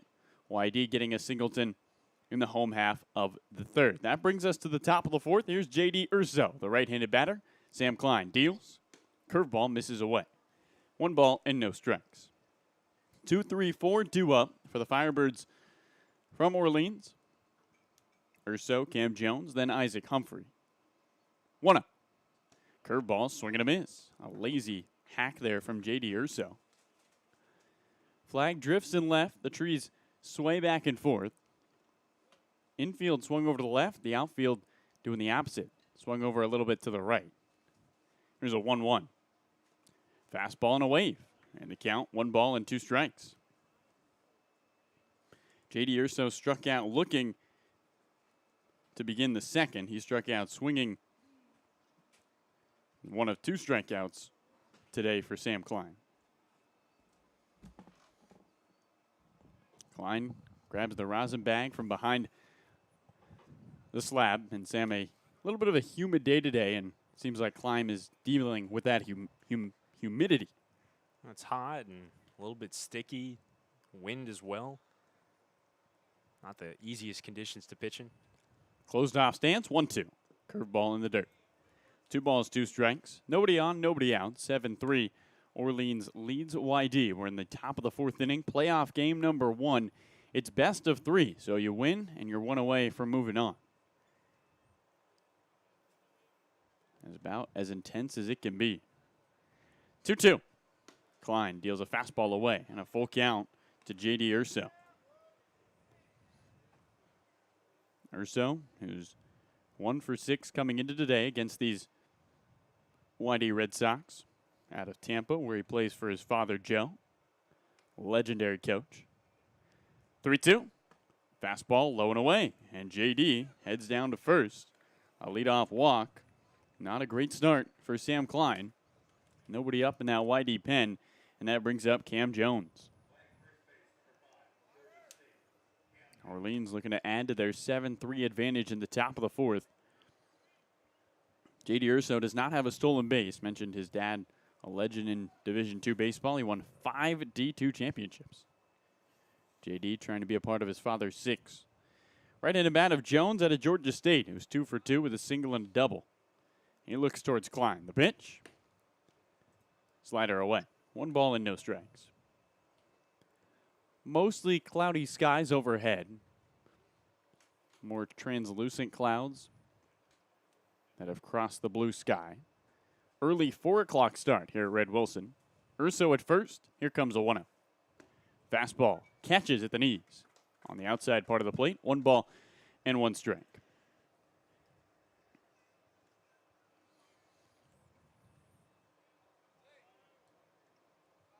Jones with hits in 13 of the last 14 games, hitting .388 over that stretch. 1-1 is a curveball in the dirt. 2 balls and a strike. Wearing the HDMH red camo today. Sam, are you a fan of the red camo? I'm not sure I have a take on it. Oh. I'll be honest with you, Carlo. It's fine. I'm not a big camo guy in general, Okay. regardless of color. 2-1, fastball away. 3 balls and a strike. Is that a take? Is that a bad take? I mean, you said you didn't have an opinion on Do it. people have strong opinions about camouflage? I think it's a very polarizing topic. You know, personally, my parents said I shouldn't wear camo. I didn't wear camo growing up. Urso at first, nobody out. 3-1. Fastball misses below the zone. Back-to-back walks. Urso on to second. Cam Jones works himself aboard for the third time today. This time via the walk. I think it's always interesting when you go away from the regular green and brown camo. Because sometimes it doesn't work, in my opinion. Like the camo hats on Redshirt Fridays. Those work. I like those. But these, you can't even always tell that what the Firebirds are wearing right now is even camo. It's true. It's a very mellow camo. It just kind of looks like a red and white speckled design from a distance. Firebirds across the chest in black, outlined in white. It's the Marcus Stroman brand. HDMH. Left-handed bat of Isaac Humphrey looks on with 2 on and nobody out. Top 4, 7-3 Orleans. First pitch to him, no. Klein bluffs a throw back to second. Cam Jones at first, Urso at second. Those two have combined 1 stolen base this summer. Not a whole lot of speed aboard. Humphrey had an RBI double that barely left the infield his last time up. First pitch home. And he swings and pokes one past the diving glove of the second baseman, Carrick, into right center field. Rounding third, coming home is Urso. He's in there standing. The throw in from the center fielder, Bush, cut off by Carrick. On to third goes Cam Jones. It's an RBI single for Isaac Humphrey. And it's 8-3 Orleans in the top of the 4th. The Firebirds add another tally as they look to take game 1 of this 3-game series. That is the second RBI of the day for Isaac Humphrey. Sam Klein was a closer this year in school, and have to wonder now, up over 50 pitches, exactly how much longer you can throw him out there before it becomes malpractice and overworking your pitchers, regardless of situations. It's tough to ask a guy who's not stretched out to go very deep into a ball game. Runners to the corners, nobody out. We're in the top of the 4th inning. Klein's white uniform flapping in the wind. He went 1-2-3 in the 3rd. He's allowed the first 3 to reach in the 4th. Faces the righty Dylan McNary, the pitch. McNary ropes one down the third base line that curls foul. It one-hops the fence towards that YD bullpen where Grant Taylor getting warm for the Red Sox, Sam? Looks like Grant, yeah. We haven't seen him come out of the bullpen all day, but Scott Pickler, knowing that 2 losses means you're done, maybe going to try to use Grant as a long reliever. It's Jones at third, Humphrey at first. Nobody out. The 0-1, Humphrey running. Curveball catches the outer edge. Throw on to second. Hops off the glove of the second baseman, Carrick, but he's able to bat it in front of him. Stolen base is in, but staying at third is Jones, and that's really what matters there, Sam. It was a fairly strong throw. If Carrick could have short hopped it, then you had a chance to get him, I think. But now the infield comes in, and Cole did a nice job to ensure that that ball didn't get by him. An 0-2 count, and Sam Klein might come out of this game. Sam Lebowitz, why do you think Pickler decides to pull him with an 0-2 count on Dylan McNary? Or do you have an explanation? I don't think I do. I think that sometimes we've seen Coach Pick pull guys in the middle of a count after falling behind him, but Sam Klein's gotten ahead of a hitter who only had 2 at-bats in the regular season, and Dylan McNary 0-2, and this is a little bit puzzling. Grant Taylor jogs in with a full beard. The Washington State Cougar hops onto the field of play. That does it for Sam Klein. Taylor will need one more strike. It will be Klein's strikeout if he's able to get the K. We head to a break.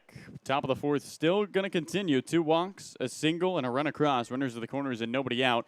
8-3. The Orleans Firebirds lead the Whitey Red Sox in Game 1 of this 3-game series, the Eastern Division semifinals.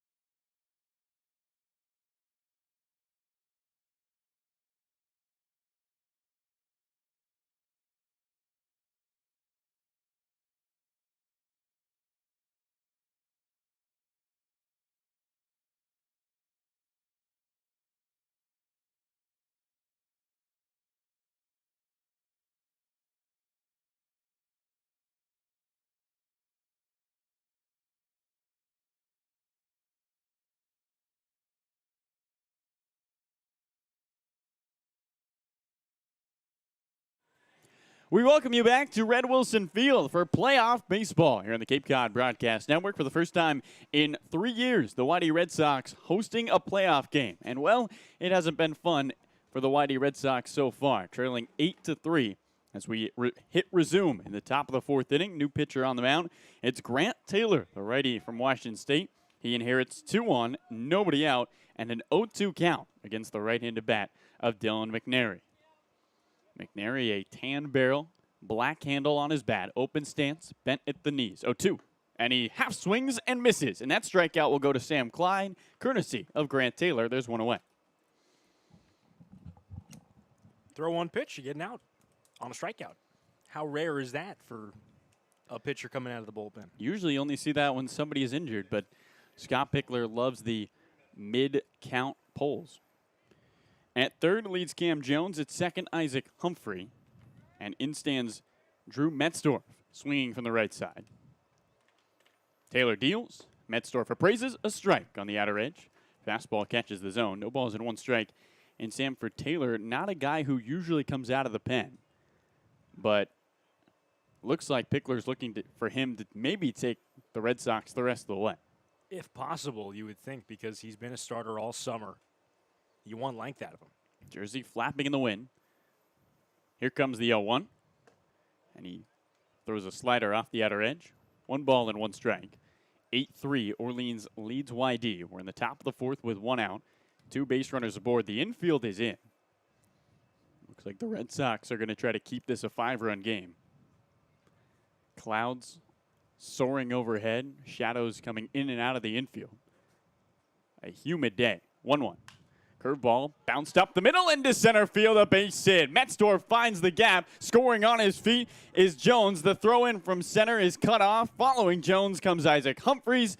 And there's 2 more on the board. Cover your ears if you're a YD Red Sox fan. It's 10-3. The Orleans Firebirds lead here in the top of the fourth with a 1 away on a 2 RBI single from Drew Metzdorf. Just a bouncing ball up towards the originator, and Grant Taylor almost corralled that ball, but it got by him untouched somehow.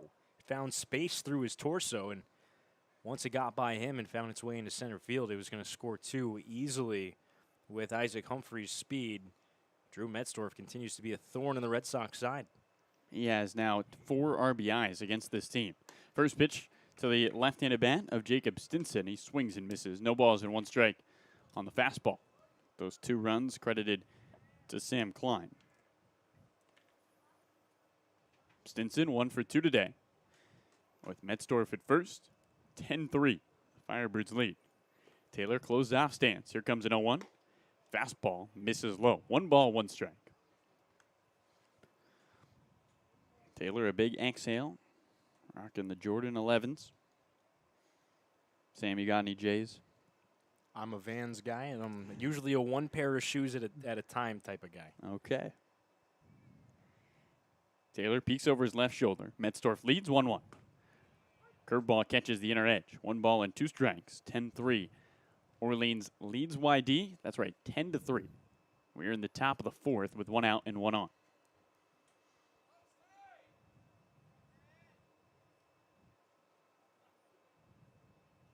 Taylor sets the bell. Metzdorf a conservative lead over at first. No stolen bases. 1-2. Swing and a miss. High fastball chasing that is Stinson.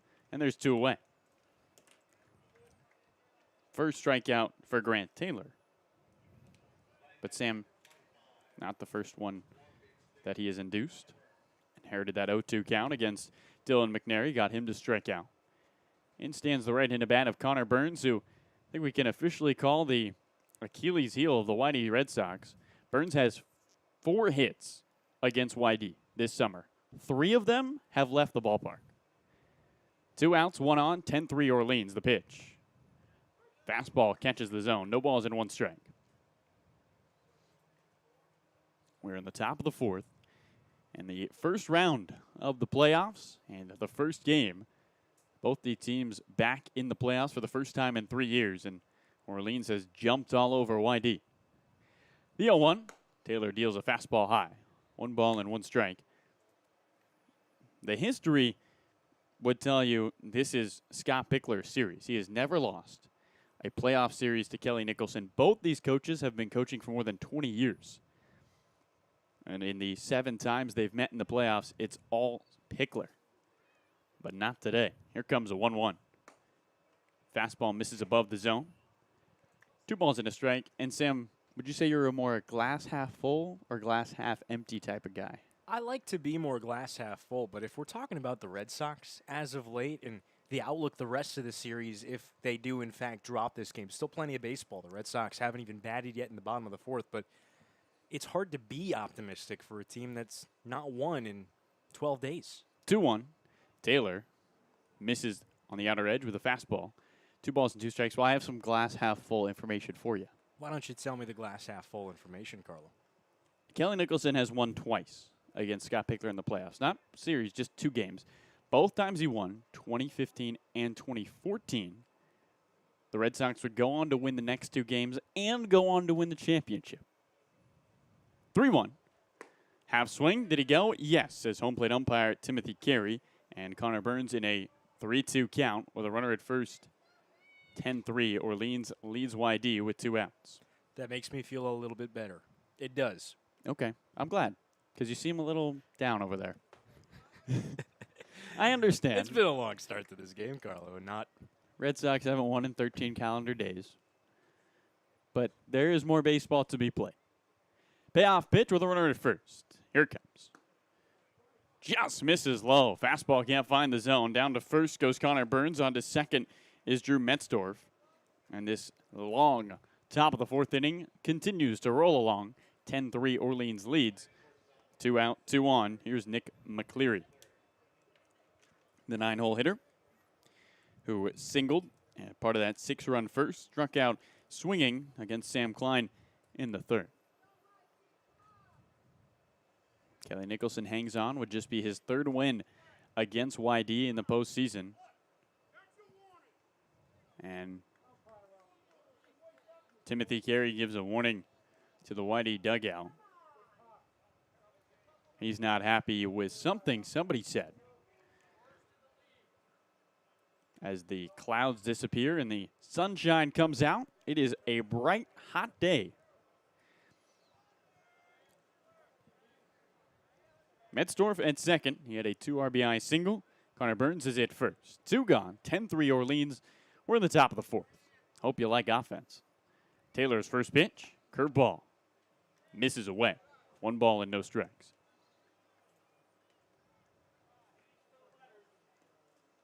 Nick McCleary from Rockland, California. That's northern California. I always found it interesting how San Francisco was considered Northern California when really it's in the central part of California, if you're talking longitude-wise. Throw back to second. A quick tag, not in time. Back on ahead for slide is Metzdorf as Carrick bounced a tag off the back of his camo uni. 1 ball and no strikes home to McCleary. But Rockland, if you were thinking logically, is Northern California. McCleary did spend some time in Central California at Sacramento City College for 2 summers. 2 seasons, I should say. 1-0 is a fastball that paints the zone. 1 ball and 1 strike, and sarcastic round of applause from the hostile Red Sox fans. They're not very warming. You'd have a hard time being warm, too, I think, if you came to a playoff game and you're down 10-3 in the 4th inning. That's fair. Infield swung over to the left. Second baseman Carrick behind second. 1-1. Fastball. Swing and a miss. McCleary ends up with a bunch of air. 1 ball and 2 strikes to him with 2 on and 2 out. 3 runs already across. Inning started with an Urso walk, a Cam Jones walk. Isaac Humphries singled to right, put runners at the corners, and brought home J.D. Urso. And Grant Taylor came in, struck out Dylan McNary, and gave up a 2 RBI single to Drew Metzdorf that pushed Jones and Humphrey across. 2 on, 2 out. Closed off stance for Taylor. Looks at second, 1-2. Swing and a miss. Gets him to chase on the curve, gets his second strikeout, and ends the top of the 4th. 3 come across. A long inning, and the YD Red Sox have a longer hill to climb, down 10-3. We head to the bottom of the 4th here at Red Wilson Field.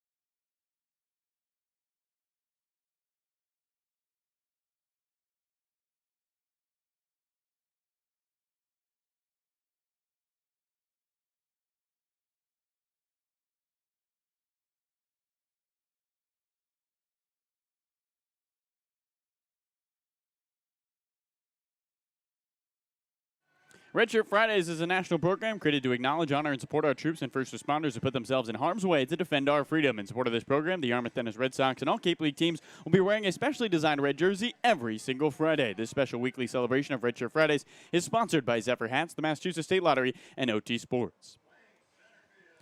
To the bottom of the fourth inning we go here at Red Wilson Field. First time in 3 years, the Whitey Red Sox are hosting a playoff game, and they trail 10-3 to the Orleans Firebirds as we begin the bottom of the fourth. Leadoff hitter, Homer Bush Jr., the righty digs in. First pitch to him. He tops one over to second, charging the second baseman Urso.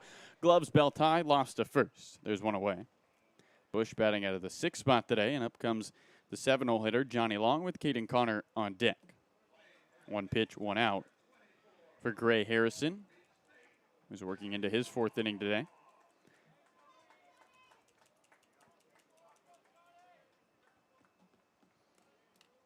Opening offering, and the righty takes a curveball in the dirt. On the count, 1 ball and no strikes. 6 runs in the first, 1 in the second, 3 in the fourth for the Orleans Firebirds. 1-0 down the hill. Long fights a fastball in on his hands off and fouls it back to the screen. 1 ball and 1 strike. The flag wisping out to left as translucent clouds hang overhead. Very humid day. 1-1. Long rolls one down the third baseline, past the heels of Scott Pickler, a young fan in a gray shirt. Just goes sprinting after it, flip-flops on. He's able to pick up the baseball and, with a smile on his face, hobbles back. Somebody's having fun here at Red Wilson. Base is empty, 1 out. Harrison peeks over the top of his tan glove. Here's the 1-2 down the hill. Long looks at a fastball that misses inside. In the count, 2 balls and 2 strikes with 1 out. Orleans and YD. A matchup that has not gone the Red Sox way this summer. They're 2-3-1 against Orleans. 2-2. Look out. Johnny Long has to lean back out of the way. 3 balls and 2 strikes to him. And Sam, with a 7-run lead with 6 more chances for YD. 3-2. Long looks at ball 4 that misses inside. He heads down to first. Feels like you need more than just 1, and that might do it for Gray Harrison. Kelly Nicholson is out of his dugout, and he points he's going to go get Cole Reynolds. We'll step aside and catch you on the flip side here at Red Wilson Field. A pitching change for the Orleans Firebirds as Gray Harrison's afternoon is over. But thanks to a healthy dose of offense from his lineup, he leads with a 7-run lead. We'll continue the bottom of the fourth with 1 on and 1 out after this.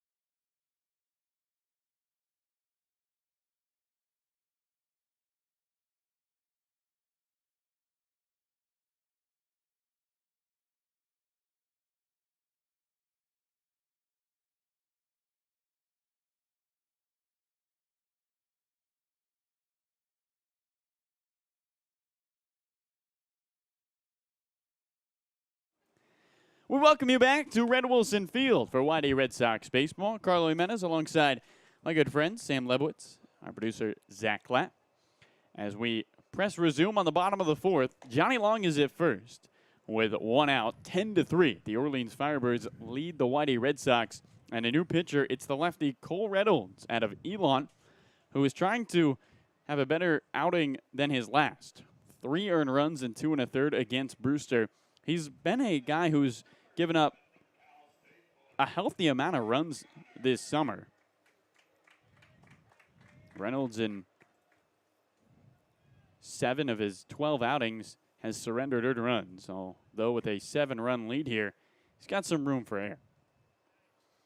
Lefty Caden Connor digs in, turned 22 2 days ago.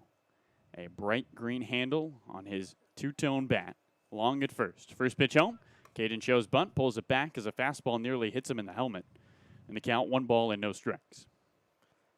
Reynolds on a little bit of reverse mop-up duty, given the big lead. A lot of room for error. The Red Sox, who he had a good outing against back about a week ago on July the 27th, 2 scoreless innings. They got to take advantage of a lesser-than pitcher. 1-0 on the left-on-left matchup, and it misses low and away. 2 balls and no strikes. Reynolds hasn't pitched well on the whole this summer, 6.5 ERA, but against YD, he's been fantastic.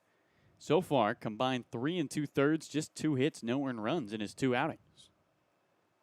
Something about those Red Sox uniforms. Long at first without base-stealing speed. Here's the 2-0 to Caden Connor. And he takes a fastball that curls back on the outside edge. 2 balls and 1 strike. Must be something about this mound specifically, because all his outings against YD, both of them very good outings, have come here in South Yarmouth. Which usually is not a pitcher's park. Think about the 352 to straightaway center. 2-1. Caden Connor watches a slider miss away. 3 balls and a strike with Long at first and 1 out. 10-3 Orleans leads in the bottom of the fourth. It's game 1 of the Eastern Division semifinals. Should we call it, Sam?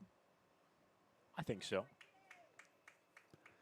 8th time Kelly Nicholson and Scott Pickler match up in the playoffs. Pickler has won all 7 of the previous matchups. 3-1. Fastball catches the outer edge. Caden Connor was almost on his way to first. In the count, 3 balls and 2 strikes. Back-to-back full counts by Orleans pitching. Gray Harrison walked Johnny Long on a full count. Let's see if Caden Connor can reach, hitting over 300 in his last 13 games. He's been swinging the bat well. High socks pulled up just below the knees. He bounces the bat off the left shoulder. 3-2. Caden takes strike 3. Just at the bottom of the zone, he is frozen. And there's the first out for Cole Reynolds. It's the second of the bottom of the fourth, and it's a strikeout looking. In stands the 9-hole hitter, Fernando Gonzalez. Caden Connor not in agreement with that last call. I don't think many Red Sox have been in agreement with many of the calls by Timothy Carey in this ball game, and it's been a tight zone in this one, but it doesn't feel super proportional for both sides. The Red Sox have not taken a walk, and they have given up 4. Ready, Gonzalez looks at a first pitch fastball low. 1 ball and no strikes. Check that. They've given up 5 walks on the pitching side. 10-3 Orleans leads YD on a humid and overcast day at Red Wilson. 1-0. Gonzalez taps one into the glove of Burns, and the count 1 ball and 1 strike with 2 outs and a runner at first. On the bottom of the fourth, the flag wisping and left, and Fernando Gonzalez with his white Georgia cleats digs in. Starting today for the Red Sox. The 1-1. And he taps one into right field. That's a base hit off the end of the bat. Long holds at second as fumbling the ball in right. Humphrey just lets it go under his glove, but not too far away from him. 2 on and 2 out. Fernando Gonzalez, Sam, now has hits in each of his last 6 starts. He has been swinging the bat so much better since the All-Star break. Kind of the antithesis of the rest of this YD team. Yeah, when Fernando's in the lineup, it feels like you can pencil him in for his, single at the bottom of the order. Feels like that he's getting his base knocked and is able to get some production for the Red Sox out of the 9-hole in this lineup. The lineup card flips. And it's the right-handed bat of Cole Carrig with the long blonde hair flowing out of the back of his helmet. Long at second, Gonzalez at first. Carrig looking for a big hit with 2 gone. The pitch. And he takes a fastball low. The count 1 ball and no strikes. Cole with a single back in the first. He's 1 for 2. Out of Turlock, California. Guy who's played all but 2 positions this summer and missed just 3 games. 1-0. Carrig looks at a slider that misses in below his knees. 2 balls and no strikes. And Sam, we got some major lettuce going on right now. Cole Reynolds has fantastic flow, and so does Cole Carrig. A lot of blonde and a lot of hair. And it's all good. It's good cabbage. Major league stuff. 2 on, 2 out, 2 up. Carrig looks at a ball that gets past the catcher, Burns, and goes back to the backstop. On to third goes Johnny Long. At second is Fernando Gonzalez. Everybody moves up 90 feet. And it's 3 balls and no strikes to Cole Carrig. And an opportunity for the Red Sox to pick up some runs, down 10-3 in the bottom of the 4th with 2 gone. Not a huge crowd here at Red Wilson Field. Maybe the heat turning people away. They're going to intentionally walk Cole Carrig to load him up, put some forces on the base paths. Here's Woody Hadeen. About 2 rows of chairs down the third base line. Some fans on the berm and left, but Sam, really not the August crowds we've been used to and late July crowds here at Red Wilson. Contrasts with the last home game for the Red Sox in the regular season against Brewster just 2 days ago. It felt like there were a lot more people here. This place was bumping, Carlo, and today this is a fairly sparse crowd. First pitch to the ready. Look out, misses in at his toes. Hadeen doesn't move, and Connor Burns has to slide to his left to snare that one. And now after 4 straight balls thrown by Cole Reynolds, Burns is going to go talk to him. And action up in that Orleans pen. It feels like this is a make-or-break spot. Even with 2 outs, you get the bases loaded, you need to come through. The Red Sox unable to come through with the bases loaded and nobody out yesterday in the 5th inning. Hadeen batted in that spot, was the first of the 3 consecutive strikeouts from Chatham lefty P.J. Labriola. And if you're discouraged by the fact that there's 2 outs on the scoreboard, well, you look back in that top of the 1st inning when Orleans put 6 on the board, all 6 runs were scored with 2 out. Hadeen digs back in. Long at third, Gonzalez at second, Carrig at first. Here comes the 1-0. Hadeen drives one into right field. The right fielder, Humphrey, over towards the gap. It hangs up for him, and he makes the catch. Woody gets good contact, but it's on a line, and that does it for the bottom of the 4th. 3 left on the base paths. On 1 hit, YD unable to bring home runs, and killer stuff in the bottom of the frame. We head to the 5th. It's 10-3. The Firebirds leading the Red Sox.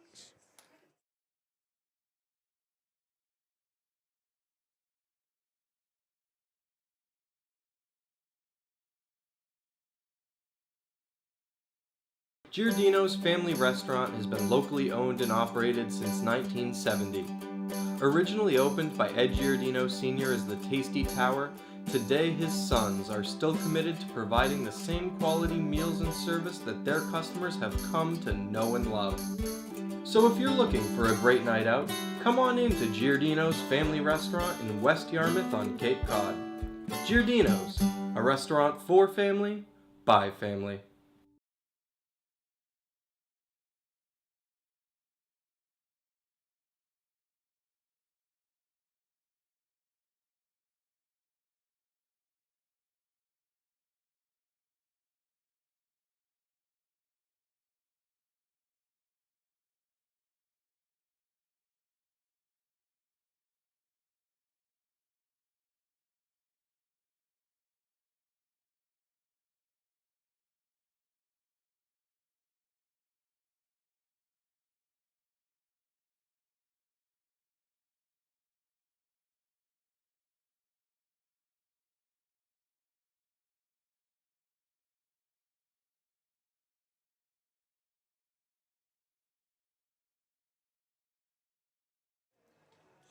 Fifth inning action is right now on the Cape Cod Broadcast Network. Carlo Jimenez alongside my good friend Sam Lebowitz, 10-3. The Orleans Firebirds lead the Whitey Red Sox in Game 3 of this playoff series.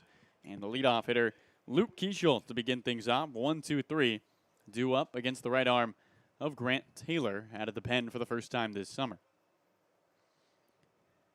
Right-handed hitter digs into the box. The infield swung over to the left for Keichel. Holds the bat above his right shoulder, leans back, a deep squat in that batter's box. Taylor's first pitch. Keichel leans out of the way, almost takes a fastball on the chin, and the count 1 ball and no strikes. Keichel headed to Arizona State, a 2-time Orleans Firebird. Was here last summer, hit .321 in his 20 games.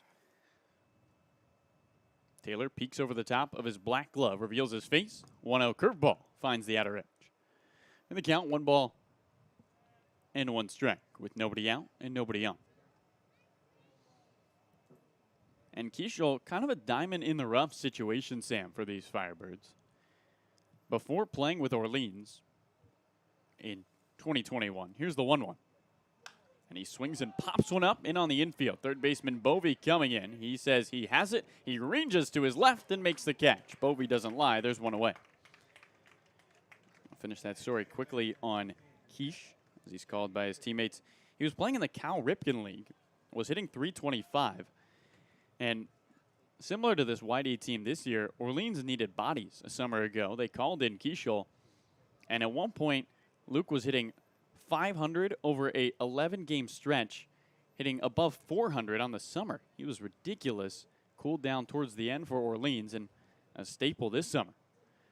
Ready, J.D. Urso appraises a first pitch curveball that pings the outside edge. No balls and 1 strike with 1 out and nobody on. 10-3. Orleans leads YD. Defense playing straight up for the righty, who levitates the bat over his right shoulder. Taylor's 0-1.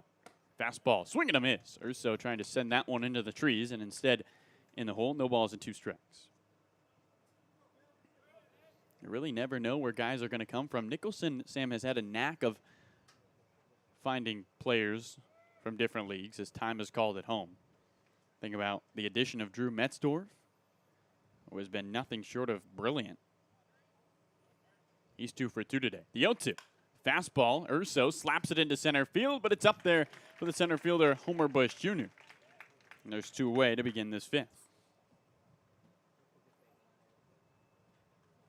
It's interesting that while you want to recruit a great team to begin the summer, Sam, it almost matters more who you bring in at the end of the summer. Especially nowadays with the draft being in the middle of the summer and the fact that there's been so much roster turnover in this new era of Cape Cod League play that you're right, Carlo.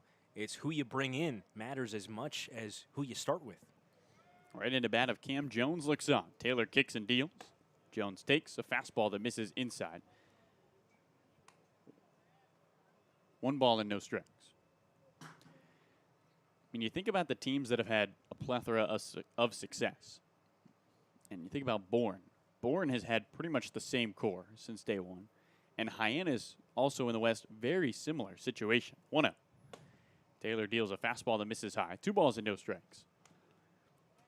And there is something to be said about team camaraderie because guys want to stay longer when they care about their teammates.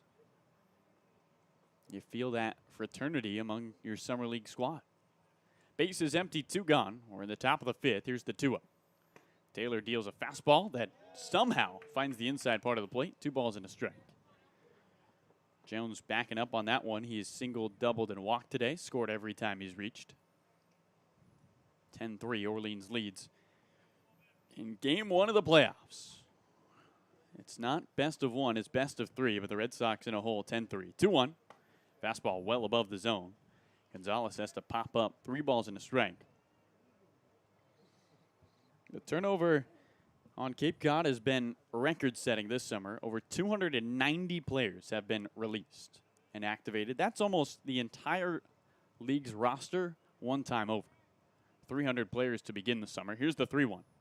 Curveball at the knees. Strike 2. 3 balls and 2 strikes with 2 outs and nobody on. And Sam, do you almost think coaches will be valuing guys who can stay a whole summer over maybe those high-talented guys who can be here for a week. It feels like that's the way this league might go. 3-2.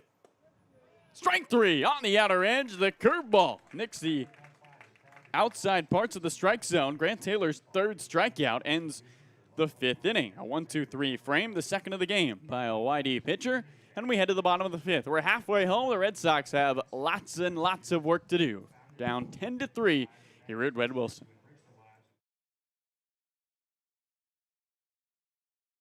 Hey fans, Devonheim is the official website development company of the Yarmouth Dennis Red Sox. They designed and developed our website and help us with marketing to bring more fans to the games and more visitors to our website. Devonheim helps organizations generate more leads and maximize their marketing budget. Check out devonheim.com to learn more and be sure to like Devonheim on Facebook. That's DEVADIGM.com. Devonheim.com.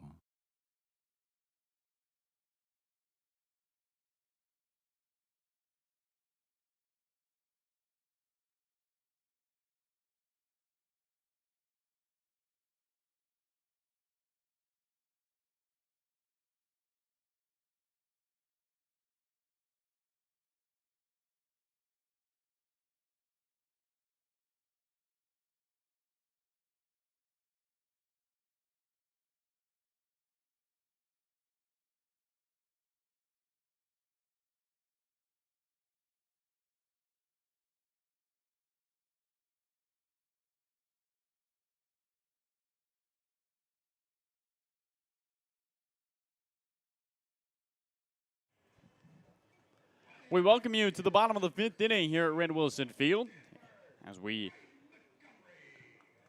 continue playoff game number one of the summer for the YD Red Sox, and hoping for YD hoping it's not their last home playoff game, trailing 10-3 to the Orleans Firebirds. Here's the righty, Braden Montgomery, first pitch down the hill, and he looks at a fastball away. 1 ball and no strikes. Montgomery shot, Bovey due up. That's 3-4-5 for the team from South Yarmouth. Gray clouds overhead. It was sunny earlier today. 1-0. Montgomery leans back as a fastball misses off the inner edge. 2 balls and no strikes. The flag gently blowing and left, and the Pac-12 freshman of the year trying to jumpstart this offense. It has scored 11 runs a couple times this summer, not out of question. Here's the 2-0. Montgomery looks at a fastball high. 3 balls and no strikes. You want to get a crooked number on the board soon, Carlo, because you're down 7. Obviously, we're only halfway through this game. If one team can put 6 on the board, why not if you're the YD Red Sox? 3-0. Montgomery looks at ball 4, misses away. 4-pitch walk to Braden Montgomery. He's at first, and here's Hayden Schott, who's 1 for 1 with a pair of RBIs. And that'll help a little bit. Get the leadoff guy on. You got the middle of your order coming up. A couple of left-hand hitters here against the lefty Cole Reynolds, but if you can work through them and have successful at-bats, then you've got a couple of talented right-hand hitters due up in Homer Bush and Johnny Long batting after Bovey in the on-deck circle. And if you get Johnny Long up, well, first pitch to Hayden Schott. It's a fastball down the chute. No balls and 1 strike. Johnny's a threat to score himself anytime he stands in the batter's box. The team leader in home runs, especially in this ballpark, with his power to center and right center. Montgomery at first, 0-1. Schott takes a strike on the outer edge. Another fastball. Quickly, no balls and 2 strikes. With 1 on and nobody out. Flag stoic and left. Reynolds, 0-2. Schott rolls 1 foul. First base side over towards Firebirds dugout.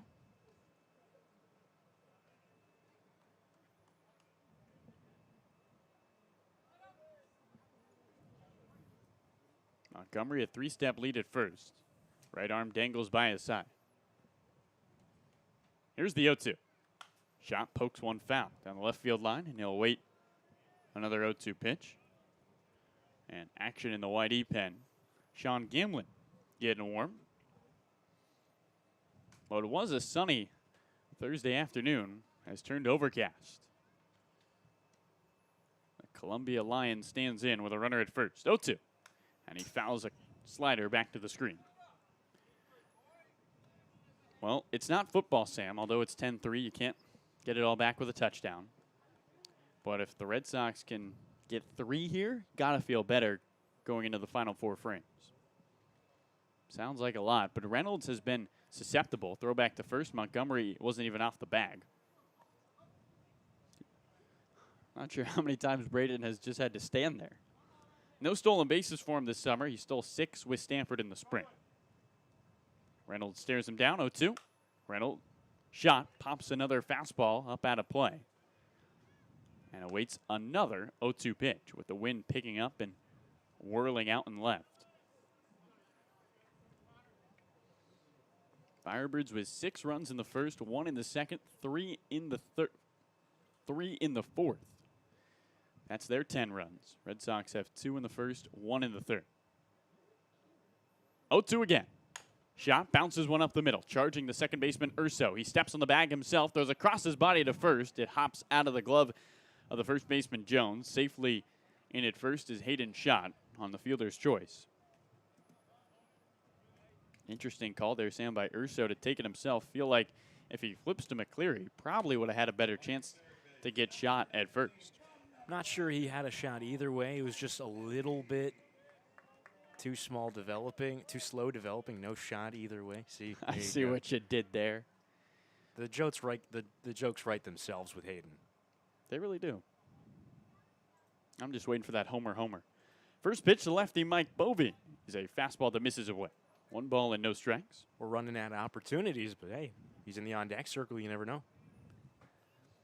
Shot at first. He also does not have a stolen base. With 1 out. 10-3 Orleans. We're in the bottom of the 5th. 1-0. Bovey bends back as a slider misses inside. 2 balls and no strikes. Sam, a slider used to be called a slide ball. Fun fact for you. Do you like slider better or slide ball? From a broadcasting perspective, we're always trying to use fewer syllables. So True. Slider, I think, rolls off the tongue better. 2-0. That's a fastball, and it's a strike at the knees. 2 balls and 1 strike. Should we call that a faster instead of a slider? It is interesting, right? Although faster would be confusing. I don't want to do that. Shot at first. Here's the 2-1. Bovey looks at a slide ball that misses inside. It's a little too much. 3 balls and a strike. 10-3 Orleans leads. We're in the bottom of the 5th. 1 out, 1 on. Maybe I'll try it the next time I'm on the play-by-play, Mike.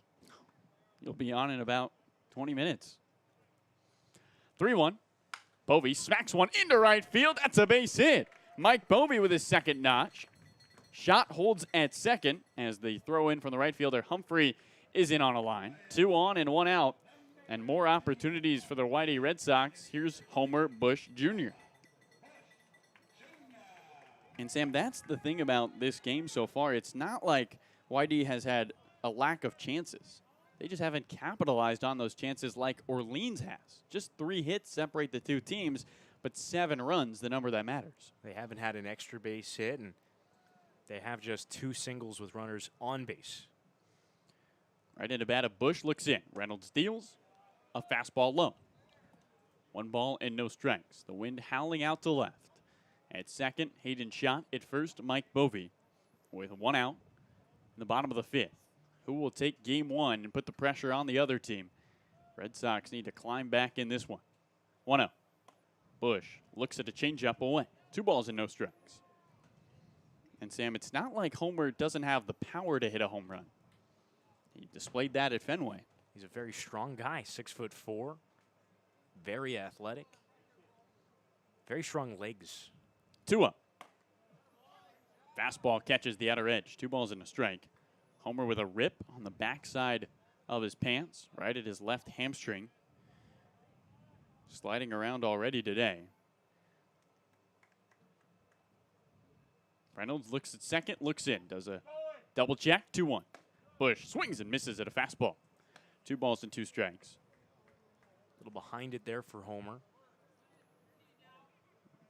It's funny, the rip on the backside of Homer's pants, almost an identifier. He's had it for a long time. Which one's Homer? Oh, the one with the pants that are ripped. 2-2. He fouls that one down the right field line.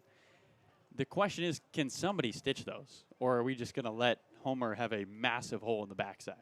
Well, we were talking to Drew Carter yesterday, who's a talented young up-and-coming broadcaster. He was with Chatham back in 2017. His parents, Amanda and Steve, hosted Connor Markle this summer. YD pitcher. 2 on, 1 out, 2-2. Bush looks at a fastball up and away. 3-2. Homer and Connor Markle, teammates at Grand Canyon University. So when he came out to the ball game last night in Chatham, his mom Amanda told him root for the GCU guys because we had Connor Markle. He said, "Who are the other GCU guys?" Homer Bush. How do I know who Homer Bush is? Drew says. 3-2 home. Bush smacks one into right. That falls in front of the right fielder, Humphrey. It's a base hit. Stopping at third is Hayden Schott. Humphrey's throw in is on a line, cut off by the first baseman, Jones. And there's 3 on the base paths with 1 out for the home run leader for the Whitey Red Sox, Johnny Long. And Kelly Nicholson has seen enough of Cole Reynolds. He's going to get a new pitcher in this game. To finish the story quickly, besides being able to identify Homer as a guy who pokes opposite field singles with runners on base, as he has done multiple times the past few days, how can you figure out who Homer Bush is if you're watching a Whitey Red Sox game? Well, you look for the guy with the gash in the back of his pants on the left leg. Homer is at first, and the Whitey Red Sox will see a new pitcher out of the pen for these Orleans Firebirds. Coming in, it's Colin Kramer out of UNC Charlotte. Schott is at third. Movie's at second. Bush is at first. It feels like now or never for these Whitey Red Sox. Don't go anywhere. We'll be right back. Bottom of the 5th, 10-3. Orleans leads.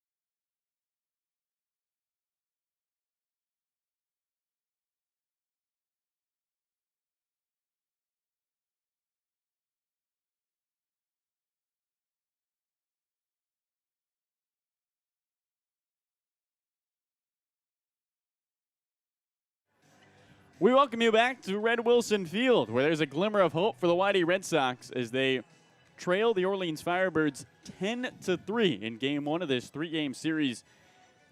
Round 1 of the playoffs here in 2022. At third is Hayden Schott. At first, at second, Mike Bovey. At first, Homer Bush Jr.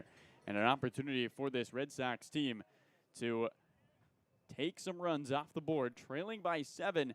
Sam, they can really peel away at the lead, but they face one of the best lefties out of the pen. It's Colin Kramer. Looks towards the right-handed bat of Johnny Long. Opening offering down the hill. Long looks at a fastball low. Kramer in 7 1/3 has not given up a run, has surrendered just 2 hits. He faced YD the last time these two teams played on July 29th, went 4 innings of 2-hit ball. Bases juiced, 1-0. Long smacks one into right field. The right fielder, Humphrey, on the back pedal, looking up. It's gone! Johnny Long with a grand slam, and the Red Sox are right back in it. It's a 3-run game. The 6th of the summer brings home 4, and Whitey, in the blink of an eye, is down 3. It's 10-7 Orleans in the bottom of the 5th. We talked about it before the break. Johnny Long's power to center and right center. That one to straightaway right. An opposite field homer, and Carlo, that was a no-doubter on a sinker running down and away from him. He got the bat head out to it, and he cranked it into the backyard and straightaway right. Don't go anywhere. We are not done here at Red Wilson Field. A grand slam, 366 feet to right, clears the bases, and Sam, the Whitey Red Sox are right behind the Orleans Firebirds, down 3. The hit they've been looking for over a week. Left-handed bat of Caden Connor looks on towards the lefty Kramer, his first pitch. Fastball high. 1 ball and no strikes. YD trailed 6-0. We were midway through the first. They put up 2 runs in the bottom of the frame. Then Orleans added a singleton in the top of the second, took a 7-2 lead. YD scored in the bottom of the third. It was 7-3. Here's the 1-0 to Caden Connor. He shows bunt, pulls it back, looks at a fastball low. 2 balls and no strikes. The Firebirds tallied 3 more in the top of the fourth, and the Red Sox looked dead in the water. Johnny Long with a grand slam to right, and YD is 2 base runners away from bringing the tying run to the plate after trailing by 7. The 2-0. Fastball finds the outside part of the plate. 2 balls and 1 strike to Caden Connor. Bases empty, 1 out, bottom of the 5th. So what we were talking about is getting a crooked number on the board to get yourself back in this game before it gets too late in the ball game. A 4 spot with still only 1 out in the inning helps the mentality for the Whitey Red Sox. See if Connor can keep the line moving. 2-1 to Caden. And he smacks one up the middle into center field. That's a base hit. Caden Connor with his first.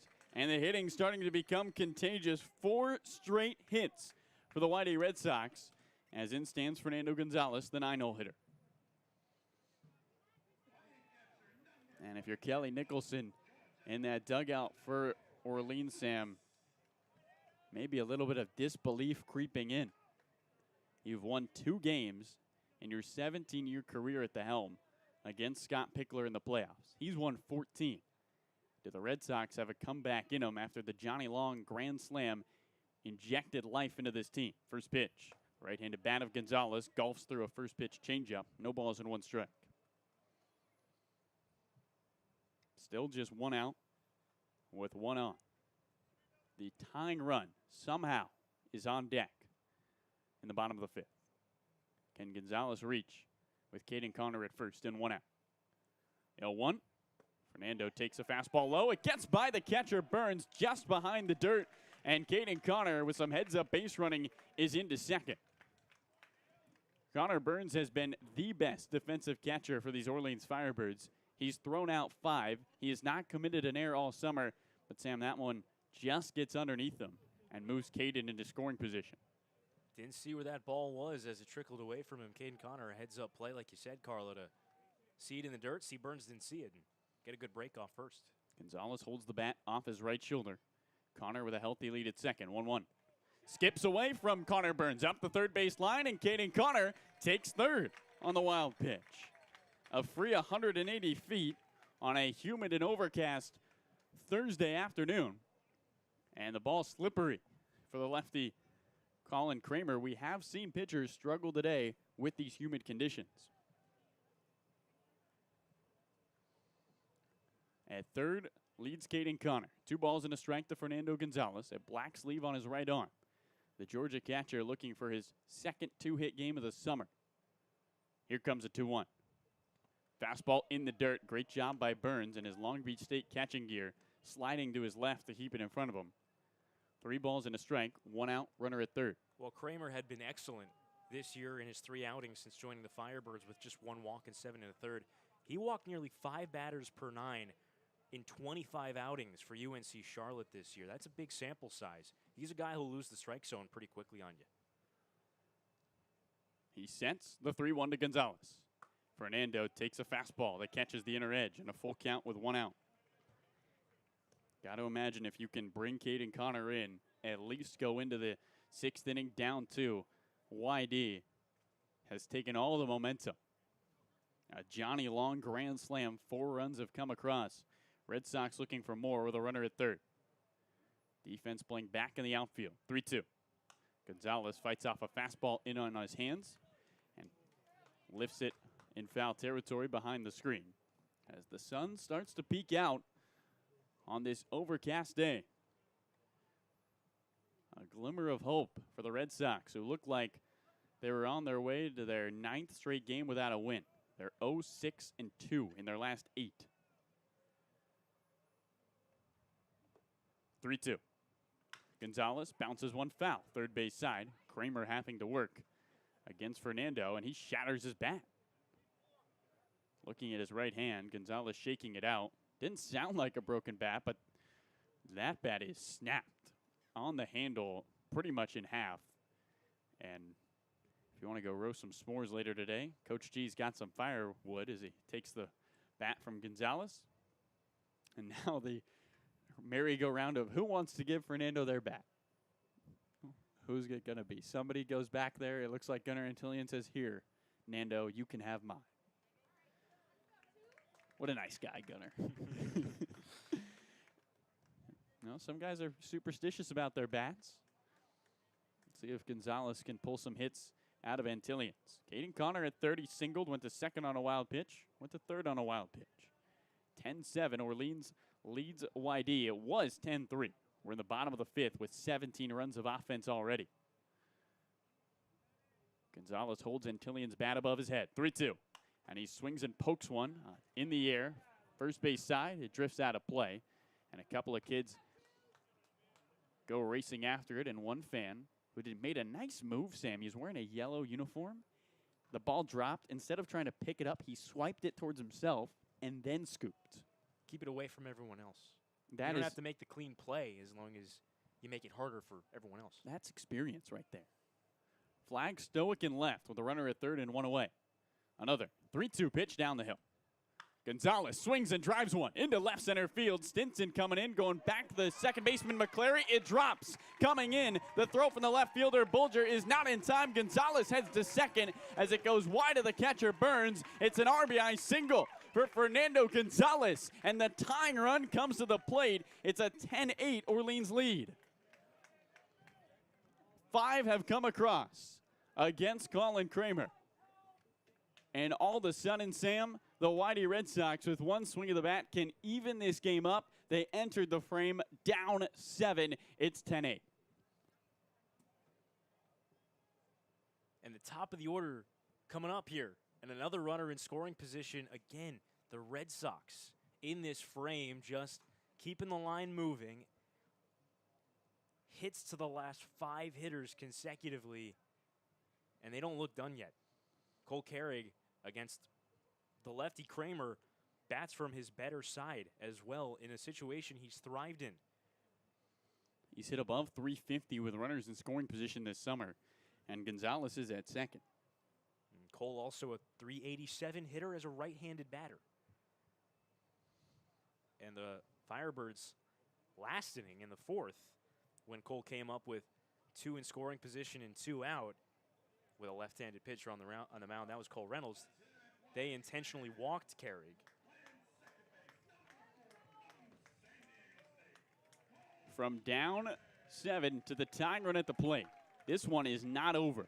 Orleans jumped out 10-3, but 5 consecutive hits, including a Johnny Long grand slam and an RBI single by Gonzalez, who's at second after the throw came home, have put Cole Carrig at the plate as the tying run, with 1 away in the bottom of the 5th. For first pitch, and he looks at a fastball away. 1 ball and no strikes.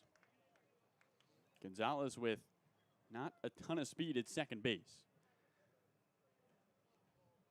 And Carrig, who's the best hitter in this lineup, leadoff hitter, looking for his second hit of the day. Closed off stance for Kramer. He holds the glove away from the letters on his uniform. Looks at second. Big lead for Gonzalez. 1-0 is a fastball in the dirt. 2 balls and no strikes. Grant Taylor now is warming up in that YD bullpen because of how long this bottom of the 5th has gone. The Red Sox bringing their 8th batter of the frame to the plate.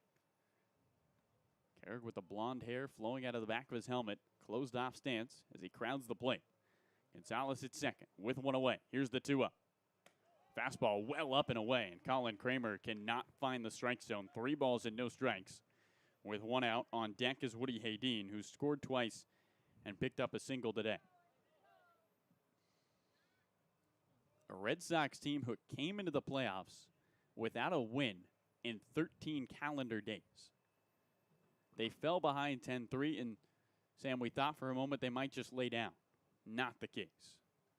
They've pushed 5 across in the bottom of the 5th, 3-0. Fastball down the chute, 3 balls and a strike with 1 out and a runner at second. And come back in this game. And Kelly Nicholson, who has struggled so much against Scott Pickler, the nightmare might continue. Kelly has gone to the playoffs 11 times. He's been bounced by Pickler 7 times in 7 straight matchups between these two legendary coaches on Cape Cod. 3-1. Fastball misses away. It's a walk to Cole Carey. The tying run reaches. The go-ahead comes to the plate. It's Woody Haydeen. 2 on, 1 out, and we'll see if this is it for Kramer. There's a righty warming in the bullpen for Orleans. But Kelly Nicholson still sitting on his perch right there in the Orleans dugout, has not yet gotten up from the bucket of baseballs he's sitting atop.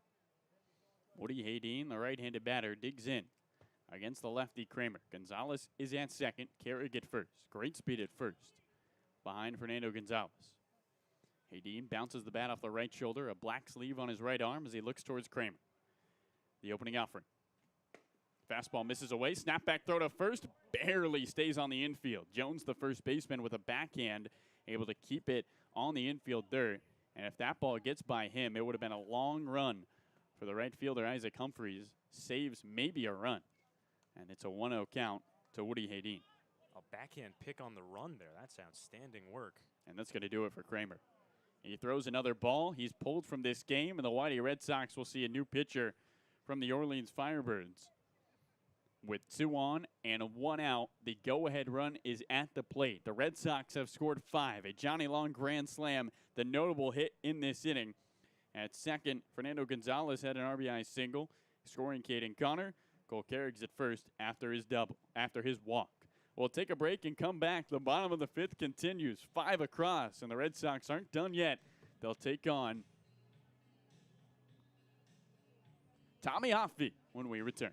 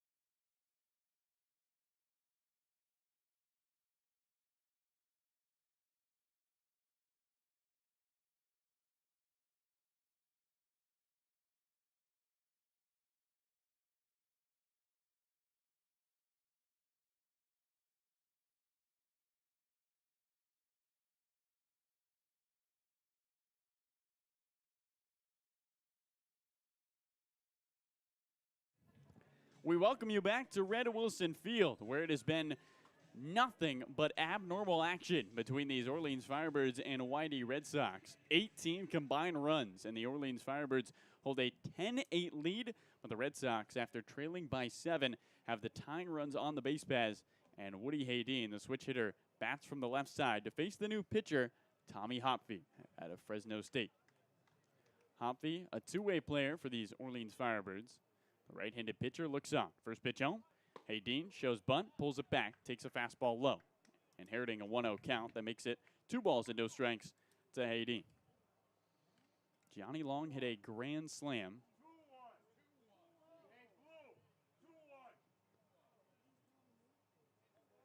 Hopfy, toe on the first base side of the rubber.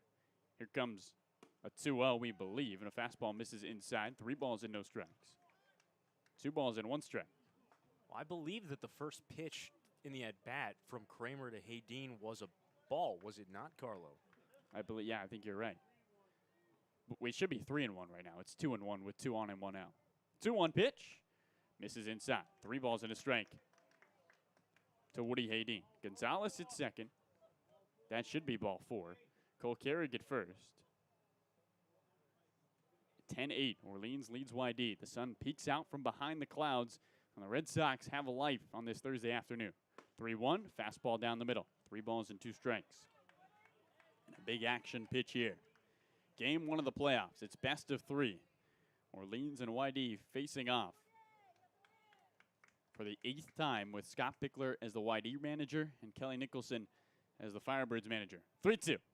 Hayden golfs one into right. The right fielder Humphrey racing in towards the line. It drops in front of him. Stopping at third is Gonzalez. The bases are loaded again on the bloop single by Woody Hayden. Here's Braden Montgomery. With 1 out and the go-ahead run at first, the tying runs in scoring position.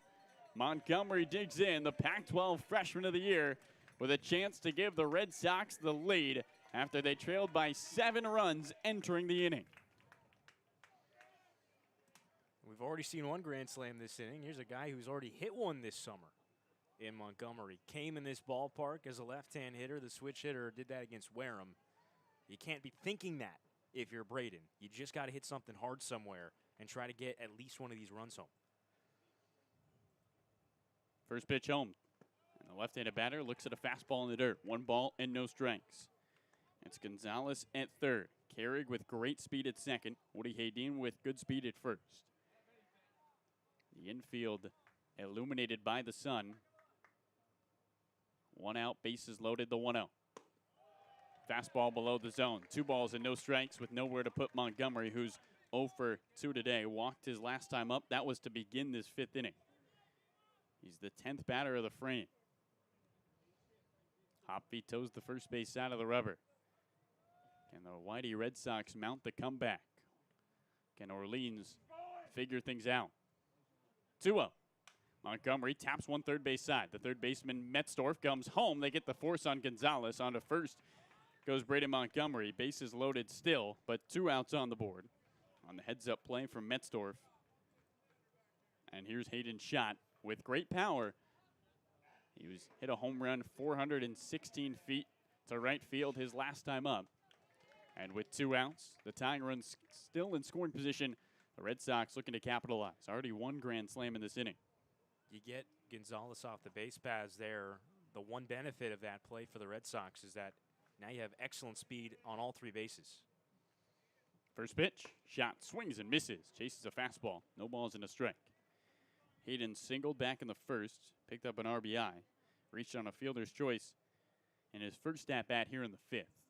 10-8, Orleans leads. Hopfy exhales the 0-1. Shot, bounces one just in front of home plate. Hopfy scoops it up, throws to first in time for the out. And Tommy Hopfy gets out of the bases loaded jam, retires 2 in a row, but not before the Whitey Red Sox push across 5 runs and crawl right back into this game. It is 10-8, Orleans lead, shrinking to just 2 runs on 5 hits and 4 coming across in the bottom of the 5th. We'll be right back for more Whitey Red Sox baseball. Grant Taylor, after a long rest, heads back out on the mound. It's 10-8.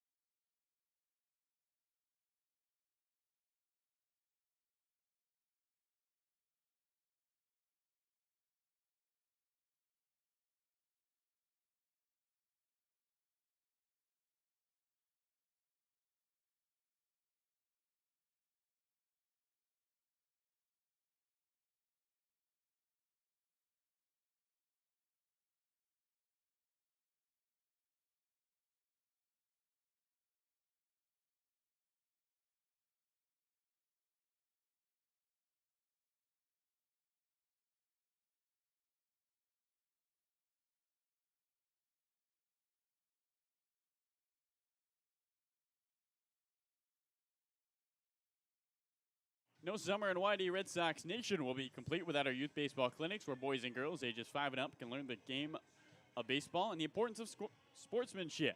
The clinics, topped by Coach Pickler and the future major leaguers on our roster, will return again next season. For more information, go to ydredsox.com/clinics. The clinics are sponsored by the Salty Dog Group of Keller Williams, MP Sports Cards, and Giardino's Family Restaurant.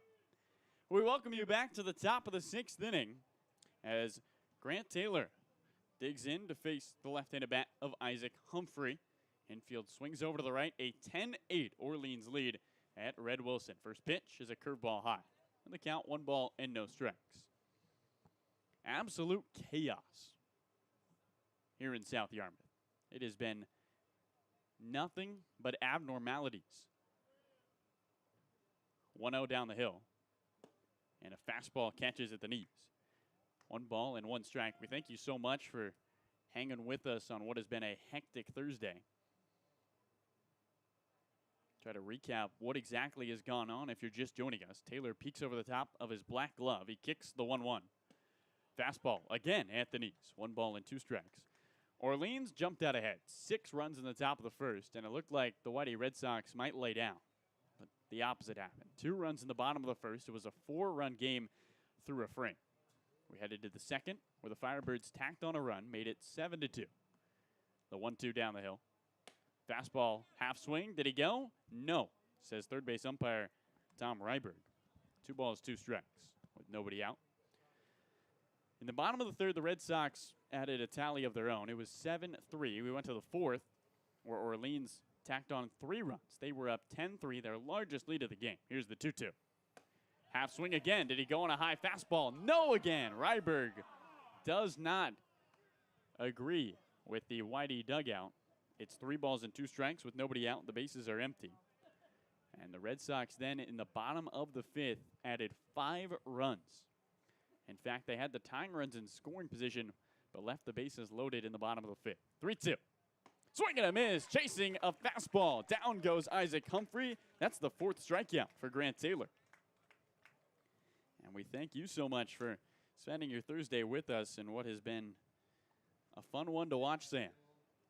18 total runs. We're not playing lacrosse. This is baseball. And still 4 innings left in this game.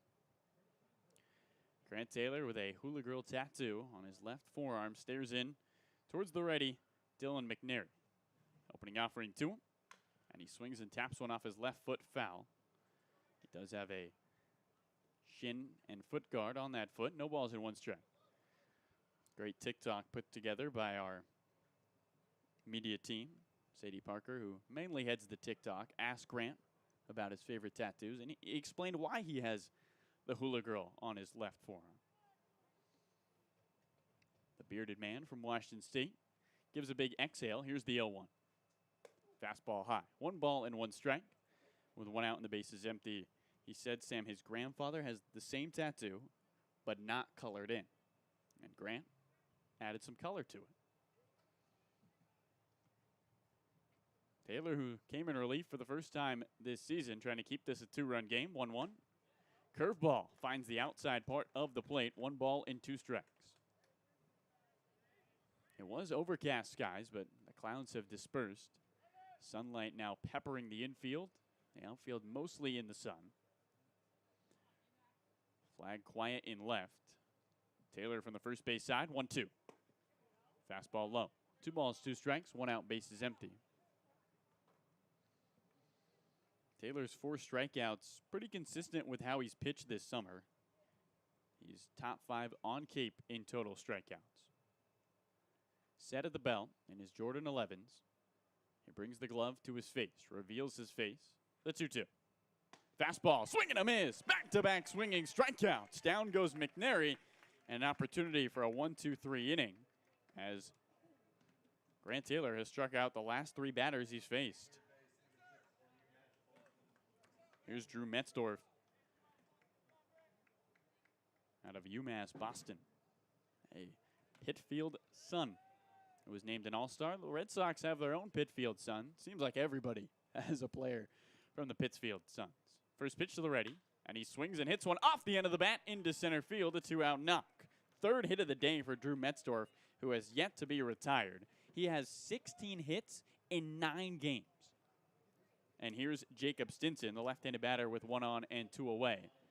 That, the 11th hit for Orleans, the 23rd of the game. And whoever with the Firebirds made the recommendation to go pick up Drew Metzdorf, whoever found him from Pittsfield, from UMass Boston, did a great job in bringing him to Orleans because he's been better than you could hope from a late-season addition. Taylor in the closed-off stance. First pitch to lefty Stinson is a fastball that misses off the inside. 1 ball and no strikes. Infield swung over to the right against Jacob Stinson. Shortstop Haydeen playing to the right of second. Cole Carrick is in the gap. In shallow right field, Johnny Long, the first baseman, holding on Metzdorf, who has 2 stolen bases this summer. He can run.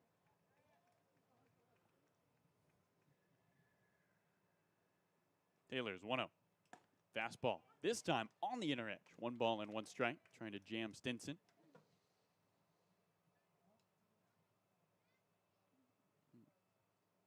Firebirds in their tank tops with the undershirts. The HDMH uniforms from Marcus Stroman.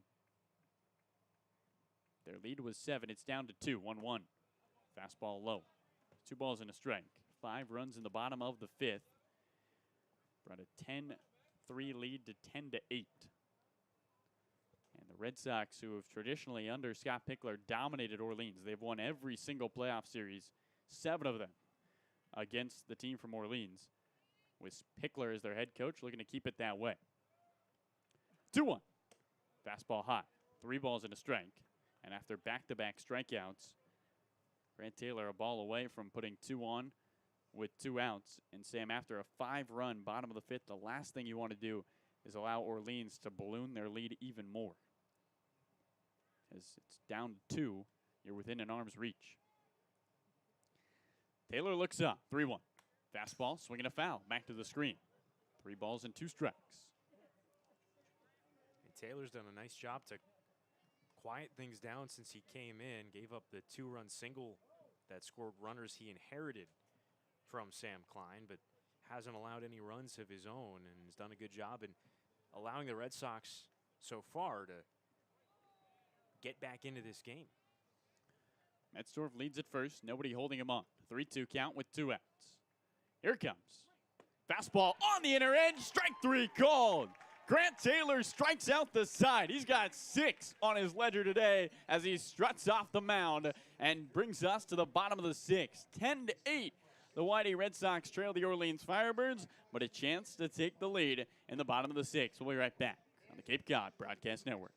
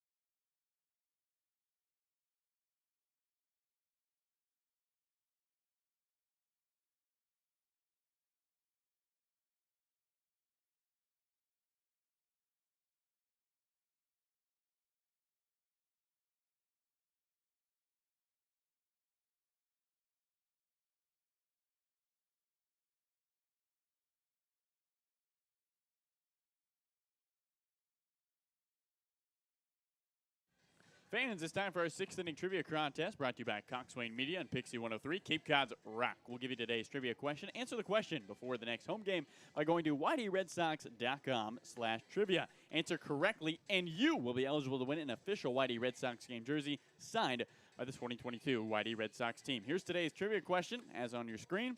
How many former Cape League players were on the Boston Red Sox in 2021? Don't forget to submit your answer at WhiteyRedSox.com/trivia. Good luck. To the bottom of the 6th inning we go. It's 10-8. We're playing baseball here at Merrill Red Wilson Field. Game 1 of the Eastern Division semifinals. And the Red Sox looking to complete the comeback They've cut a 7-run lead to 2. First pitch to lefty Bovee. He swings and loops one into left field. The left fielder, McNary, coming in. He dives head first. It gets by him. Bovee's on to second. He's in there standing. And there's a runner in scoring position. The tying run comes to the plate. It's Homer Bush Jr. Good start. That's the third hit for Mike Bovee. And the offense for the YD Red Sox is white hot in the bottom of the 6th. Pretty good start after you scored 5, a leadoff double.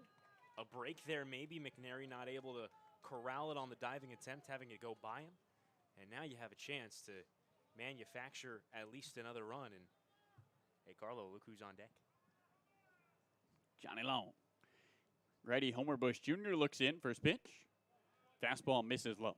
Johnny Long had a grand slam that really ignited the offense for YD back in the bottom of the 5th.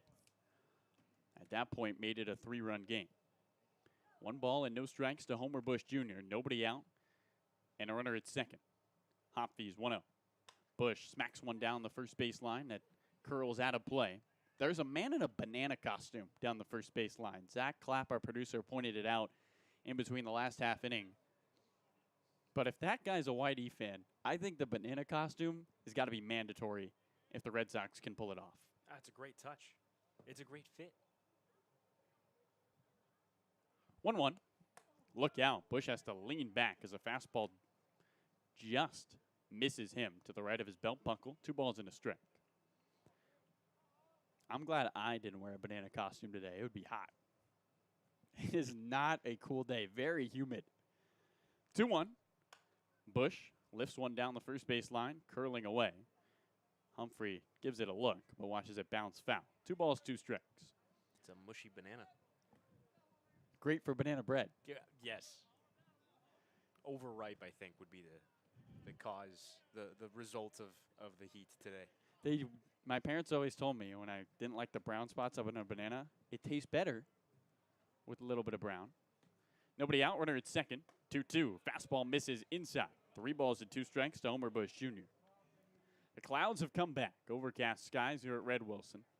The flag drifting and left. The trees standing tall, just dancing back and forth across center field. Defense playing back with Bovee, a leadoff double. He's at second. A full count. The pitch. Bush smacks one down the right field line. Will it stay fair? No. And Mike, who is on his way home, has to reroute back to second. Homer with a arm sleeve on that right arm. He's batting out of the 6th spot today. 2 hits and a run. An RBI to go along with it. Hopkins looks at second. Takes a double check. Payoff pitch. Bush looks at a fastball that misses inside and takes first. The tying runs aboard once again, and the go-ahead run comes to the plate. It's the man who had a grand slam last time up, Johnny Long. Johnny with 6 home runs is tied for second on Cape. Another one, Sam, would move him tied for first. Doesn't need to hit a home run here, although if he did, it would give the Red Sox the lead. But just really looking to find a way to maybe cash one in with a base hit, at least move the runners up. First pitch to the ready, and he looks at a slider away. 1 ball and no strikes. We've seen him hit lasers to left and lasers to right. Bovee at second, Bush at first. Great speed at first, decent speed at second. 10-8, Orleans leads. We're in the bottom of the 6th with nobody out. 1-0 to Johnny. He takes a slider that catches the outer edge. 1 ball and 1 strike. Looks like another left-hander is up in the bullpen. Looks like Duke's lefty Josh Allen, who the Red Sox haven't seen since back on opening day. Hopkins 1-1. Long fights off a fastball, sends it foul over the backstop. 1 ball and 2 strikes. If this wasn't Johnny Long, Pickler would most likely be putting down a bunt here, but Johnny, with a grand slam today, with 1 swing of the bat, could give YD the lead. Down 2. The 1-2. And he swings and drives one over the leaping head of the shortstop McCleary into left field, a base hit. Holding at third is Bovey. Center fielder Stinson able to track it down and throw in quickly to McCleary. And the bases are loaded with no one out. The go-ahead run at first. It's Caden Connor to the plate. And Sam, the Red Sox left 3 on the base paths back in the 5th. Cannot repeat that performance here in the bottom of the 6th. Down 10-8. They were trailing at one point by 7. And now the lead within arm's reach. Mike Bovey at third, his batting gloves in his right hand, always hanging on to him as he rounds the bases. Homer Bush Jr. with fantastic speed at second. Johnny Long at first. First pitch home. Lefty Caden Connor looks at a strike. Fastball catches the outer edge. No balls and 1 strike. A hit to the outfield should score 2 with ease with Bush's speed. It would tie this game. The Red Sox and the Firebirds facing off in the playoffs. YD is looking for their first win in 13 days. A 1. Connor slices one foul, first base side. On the changeup, no balls and 2 strikes. Now, not only, Sam, is this a huge game for playoff implications, it's the first game of the playoffs. YD could, with a win today, secure a second-round bid with a win tomorrow, but also just a win in general for a team that hasn't won since July 22nd. Yeah, they need a reminder that they're allowed to win baseball games. Bases loaded, nobody out, 0-2. Caden taps one foul just off his foot. And the count holds, no balls and 2 strikes. This is a Firebirds team that has been fantastic with the bases loaded. One of the best on Cape. Before the Johnny Long Grand Slam, they had allowed 4 hits and 46 at-bats as a pitching staff with the bases juiced. That was just the 5th of the summer. That'll play. And for YD, this has been an area they've struggled with all summer on their end, hitting under 130 with the bases loaded. So you look at those trends, you think advantage Orleans. We'll see if Caden Connor can flip the script. Bases loaded, nobody out, 10-8 Firebirds, bottom 6. The 0-2, fastball just misses away. 1 ball and 2 strikes to Caden Connor, who's 1 for 3 with a single and a run. Connor just 4 home runs at Cal State Fullerton, doesn't have any this summer. 2-tone bat, turned 22 2 days ago.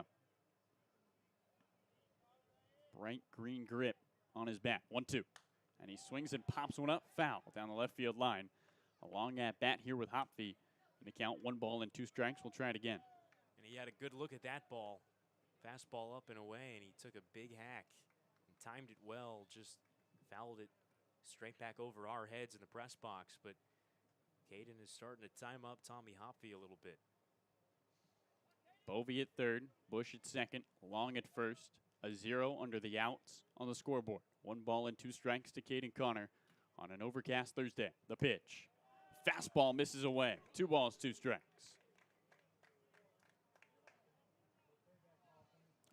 Orleans led 10-3. It's 10-8. Game 1 of this 3-game playoff series. Orleans has won 2 games against YD in the playoffs in the last 20 years.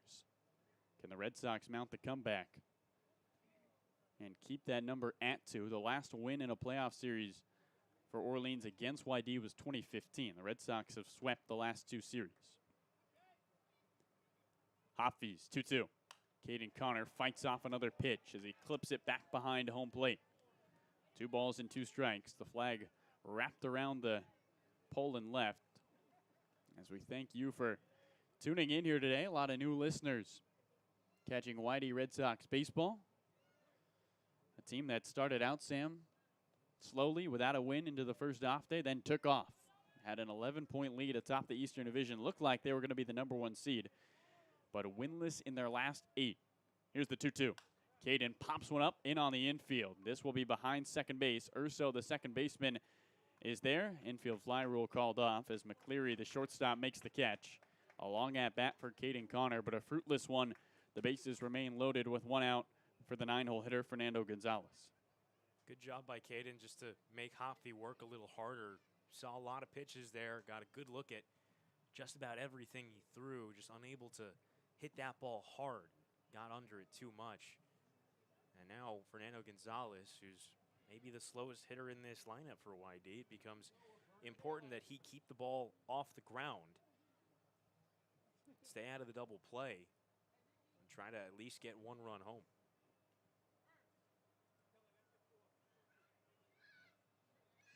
Gonzalez this summer does not have a 3-hit game. He's got 2 hits today. Bovee at third, Bush at second, Long at first. The inning started with a single by Mike. Homer Bush walked. Johnny Long single. Right into bat of Gonzalez digs in. Orleans leading 10-8. The pitch. Look out. Gonzalez leans back. A slider misses up and in. 1 ball and no strikes. RBI single back in the 5th by Nando was the last run YD scored. 1-0. Gonzalez takes a strike. Fastball finds the outside part of the plate. 1 ball, 1 strike. Defense up the middle, playing double play depth. The tying run in scoring position.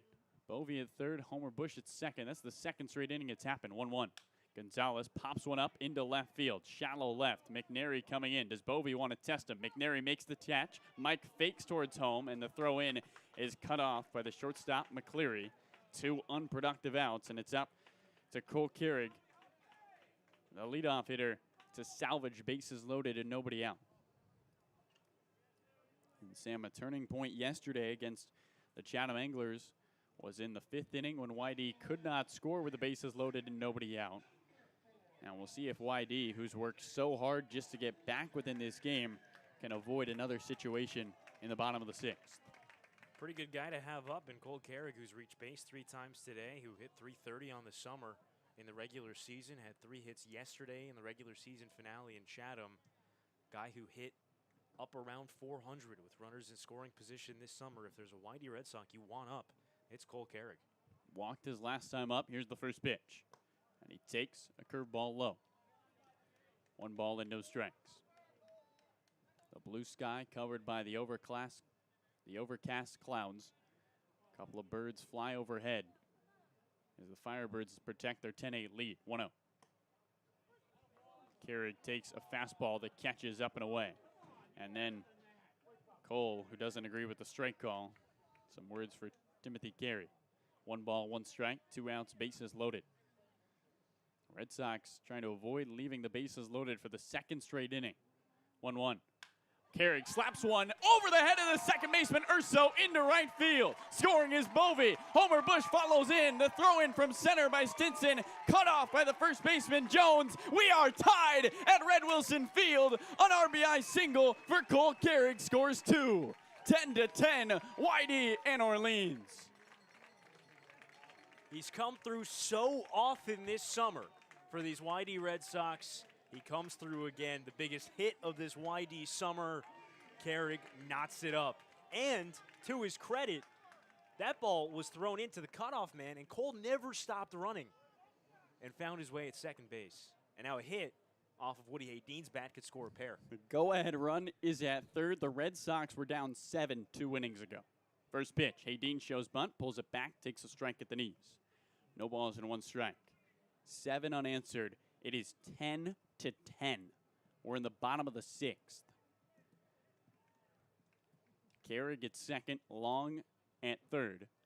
15 hits for the Red Sox, 1-1. Fastball misses low. 1 ball, 1 strike. 15 hits for YD matches their season high. They did that against Wareham. That was the last game they won 13 days ago. Left-handed bat, looks on, 1-1. And he takes a changeup in the dirt. 2 balls and a strike. Flag quiet and left, and the Orleans Firebirds have seen their 7-run lead dissipate. 5 in the bottom of the 5th, 2 here in the bottom of the 6th. And YD, Sam, somehow, some way, a team that looked like they were ready to lay down, right back in it. 2-1. Strike, catches, low and on the outer half. 2 balls, 2 strikes, 2 outs, 2 on. Deuces wild, bottom 6 with 2 already in. Long with decent speed at third. Kolkarik with fantastic speed at second. 2-2. Slider misses low and in. Full count with 2 outs. Brady Montgomery is on deck. Carrick, a 2 RBI single. He leads at second to even this game up. Can Haydeen give YD their first lead? 3-2. Woody smacks one down the right field line. That ball lands, curling away from the right fielder, Humphrey. Long scores. Carrick follows him. Haydeen headfirst slide into second. And madness at Merrill Red Wilson. The Red Sox have scored 9 unanswered. They lead 12-10. 2 RBI double from Woody Haydeen. And YD is on the high side. Unbelievable in the bottom of the 6th. The 16th hit of the game, and that's going to do it for Tommy Hoffey. We'll step aside here on the Cape Cod Broadcast Network from down 10-3 to up 12-10. The Whitey Red Sox have come back and taken the lead here at Red Wilson Field.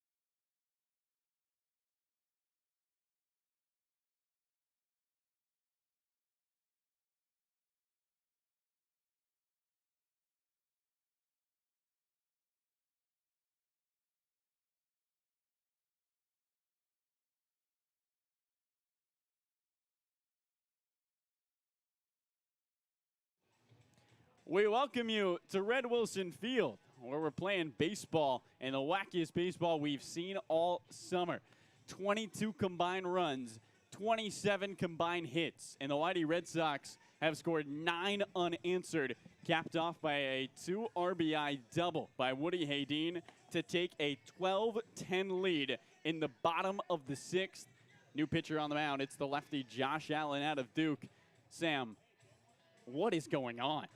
Mayhem ensuing here at Red Wilson. This is unbelievable. Braden Montgomery, the Pac-12 Freshman of the Year and the only hitter in the lineup who does not have a hit today, digs in. Right-handed batter looks on. Haydeen in scoring position at second, and the Red Sox looking to add more with 2 outs. We hit resume in the bottom of the 6th. Allen kicks and deals. Montgomery looks at a fastball away. Sam, a guy the Red Sox haven't seen since opening day, but Josh Allen has been a solid reliever out of the pen. He faced just one batter in that game. It was the last batter of the game, if you'll remember the wild finish there at Eldridge Park. 1-0 down the hill. Montgomery looks at a strike at the knees. Fastball finds the zone. 1 ball, 1 strike, 2 outs. Haydeen at second. The Red Sox have surpassed their highest run total this summer. They've surpassed their highest hit total this summer. They were down 10-7. They're up. They were down 10-3. They're up 12-10. Allen's 1-1. Montgomery swings and misses, trying to send that one into orbit in the count. 1 ball and 2 strikes as he chases a changeup. 8th batter of the inning. 2 outs, runner in scoring position. Haydeen's front of his uniform all dirtied up after sliding into second base head first. 4 already across. In the bottom of the 6th, Red Sox looking for more. Here's the 1-2. Montgomery takes the strike above the zone. 2 balls, 2 strikes. Despite the 12 across, Sam, Brady Montgomery, who has been an RBI leader for this team, does not have one. You'd love to see the Pac-12 Freshman of the Year get in on the mix. Allen with a bright blue glove sets the belt. Here, a fake back to second. Haydeen back on his feet. A oven mitt glove on that left arm as Woody takes a healthy lead. Well, I'm glad we started this game at 4 o'clock. It has been a marathon, and the Red Sox, who haven't won a game in 13 calendar days, leading against Orleans. 2-2. Montgomery looks at a changeup away. 3 balls and 2 strikes. And Sam, this one not over yet, but it feels like whoever's able to come away with this win, huge momentum swing into tomorrow. Well, credit to Grant Taylor, who has aided the Red Sox offense by quieting down Orleans' offensive attack on the pitching side. And no one's warming for the Red Sox in the bullpen. Why not keep riding Grant Taylor? Full count with 2 outs. Here it comes. And another pitch coming the way of Brady Montgomery. He swings and fouls that one back. The Red Sox shouldn't feel like they're done here in the bottom of the 6th. You have a runner in scoring position. Brady Montgomery is hungry for a hit. He can continue to tack on. If anything, the Red Sox should know best that no lead is safe. Especially not in this ballpark, which sometimes summer has played pitcher-friendly, but certainly not today. Montgomery stares in, the bat bouncing off his right shoulder. Here comes a 3-2. Braden taps one down the first baseline, foul. 8th pitch of the at-bat coming up as Josh Allen, not the quarterback, but the pitcher. That would be crazy if it was Josh Allen, the quarterback. Considering they throw with different arms, too. Yes. Great fantasy football quarterback, though, Josh Allen. Runner at second, the full count pitch. Montgomery pops one up first base side, burns the catcher, giving it a chase. He's running towards the dugout and makes the catch right in front of his manager, Kelly Nicholson. That ends the bottom of the 6th, but not before 4 runs come across on 4 hits, 1 left stranded, and the Whitey Red Sox have tallied 9 in a row to take a 12-10 lead. Sam Lebowitz will take you home. More mayhem might be brewing here at Red Wilson. Don't go anywhere. YD leading by 2. Grant Taylor back out on the mound.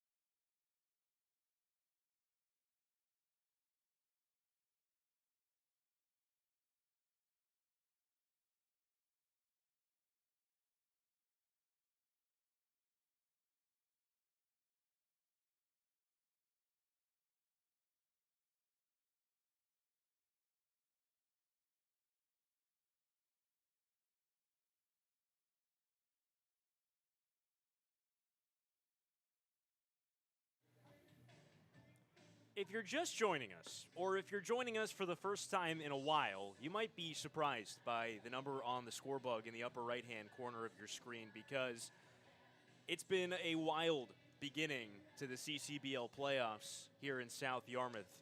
The Red Sox, the Orleans Firebirds, got off to an early start today. The earliest game the Red Sox have played in this ballpark all summer, a 4 o'clock start. And it's a little after 7 now. We're 3 hours deep into this game. We've only played 6 innings.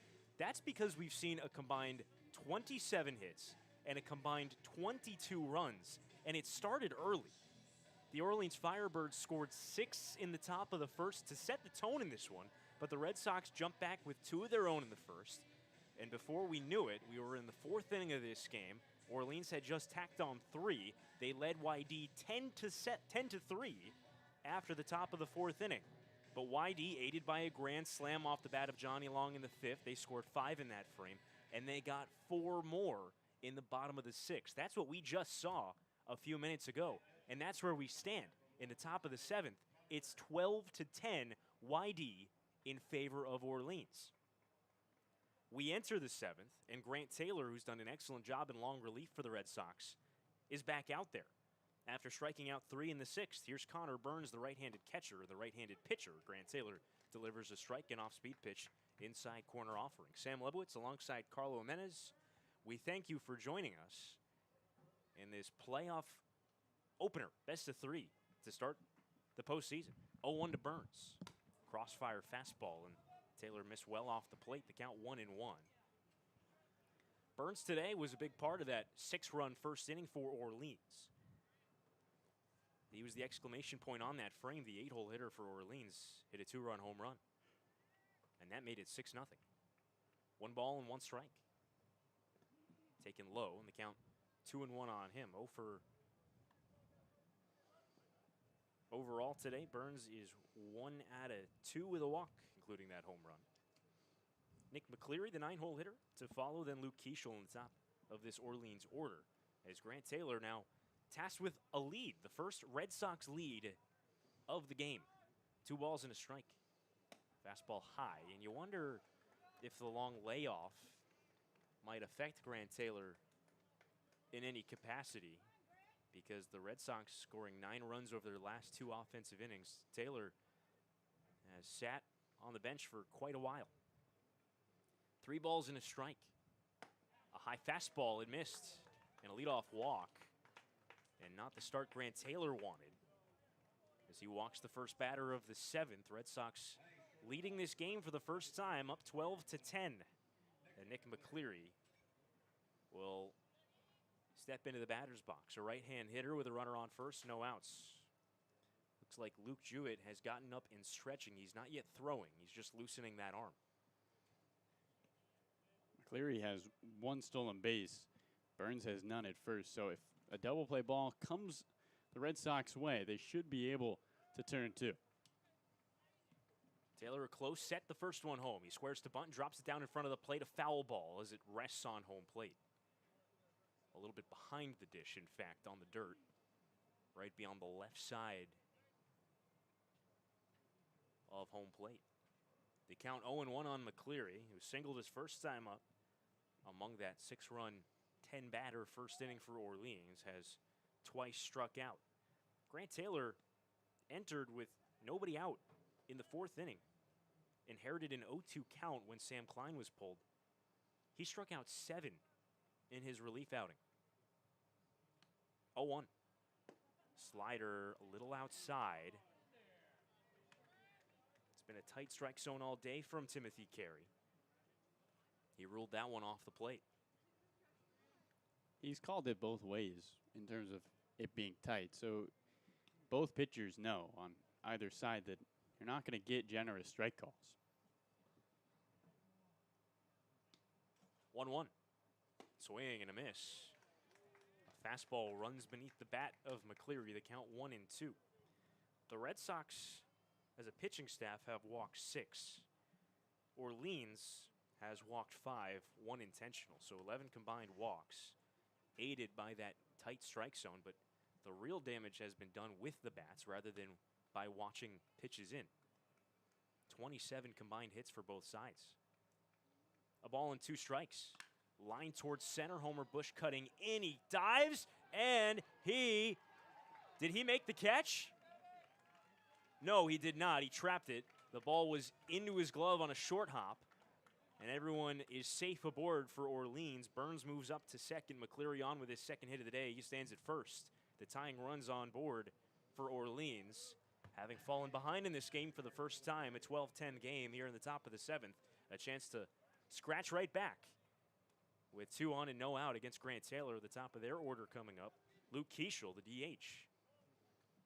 And Keeschel has delivered late in games throughout this summer. A huge 3-run home run 2 days ago against Wareham that punched the Firebirds' ticket into the playoffs, gave them the lead for the first time in that game. And without that win, they wouldn't be playing here today. The Red Sox have seen Keeschel at his best this summer. He's got 2 homers against them in the regular season. Right-hand hitter against the Taylor. The right-hander, he turns back to second. Close play, they got him! Grant Taylor just picked off Connor Burns off second base. It's the first out here in the top of the 7th, and everything is breaking right for the Red Sox right now. Great play by Taylor and a fantastic job by Carey to apply the tag in time. And now you have a chance to wipe him clean with a ground ball up the middle. Keishel, the only Firebird with an 0 for 4 today, and now a pickoff try to first, but McCleary dives head first safely. Keishel is 0 for 4. He batted twice in that opening inning in which the Orleans Firebirds scored 6 runs. He made 2 of the 3 outs, the first and the last. First pitch, swing and a miss out in front of a curveball. And a big cut from Keishel, who had 5 home runs in the regular season, including that one you mentioned on the season's final day of the regular season. A right-hand hitter who's not a very big guy, but gets into his legs a lot. A deep crouch and open stance in the batter's box, and he can send balls very far. 0-1. Slider misses down and away. Close pitch. Tim Carrier ruled it off the plate. Probably the right call. And these two are going to be familiar with each other in the spring. Keishel transferring to Arizona State, heading to the Pac-12. Grant Taylor pitches for Washington State. Keishel will head from this humid Cape Cod environment to the desert air. Just a few weeks, the 1-1. A fastball had missed high, and the count 2-1 on him. Runner on first, 1 out. Red Sox leading 12-10 here in the top of the 7th. Temperature in Tempe today, Sam, 112. That's pretty hot. And we thought it was hot here, and it never got above 87. But you know what they'll say is the dry heat, the humid air gets you, the humidity is really where it hurts. The 2-1 curveball, it didn't break all that much. It missed a little high, and the count is 3-1 on Keishel. Dangerous pitch here, and a guy with power, Luke Keishel. Runner on first. Keishel's the tying run in a 12-10 game. Luke Jewett throwing out of the bullpen mounds for the Red Sox down the left field line. Outfield is fairly deep on Keishel, a slight shade to the pole side. Taylor sets at the belt. Looks to first, now to home. The 3-1. Slider, it dropped in for a called strike. Runs the count full on Keishel. Adjusts the batting glove, steps back into the batter's box. A two-toned bat, a maroon handle, a gray barrel with wispy blonde hair coming out from beneath his navy blue helmet. Sets in his deep crouch, looks into Taylor, the pitcher. Fires a 3-2, missed away a slider. Another walk for Grant Taylor, the second of this inning. And after the pickoff, which aided Grant, it resets 2 runners aboard for Orleans with 1 away. The tying runs on base. Here's J.D. Urso. First time Keishel has reached base today. We'll see how much longer the leash is for Grant Taylor. Red Sox leading 12-10. Luke Jewett, their relief ace, is warming in the bullpen. And it looks like that's the end of the leash. Scott Pickler out from the Red Sox dugout, making the slow walk to the pitcher's mound. Has not yet signaled for his UCLA right-hander. He'll give Keishel an opportunity to throw a couple more warm-up pitches. Now makes the move to the bullpen and will take the ball from his bearded right-hander from Washington State. Luke Jewett will enter with runners on first and second and 1 out. Here in a 12-10 game, the Red Sox leading in the top of the 7th. Jewett enters in relief of Taylor. He was excellent and instrumental in getting the Red Sox a chance to come back in this game. We'll take a break and come back to introduce you to Luke Jewett.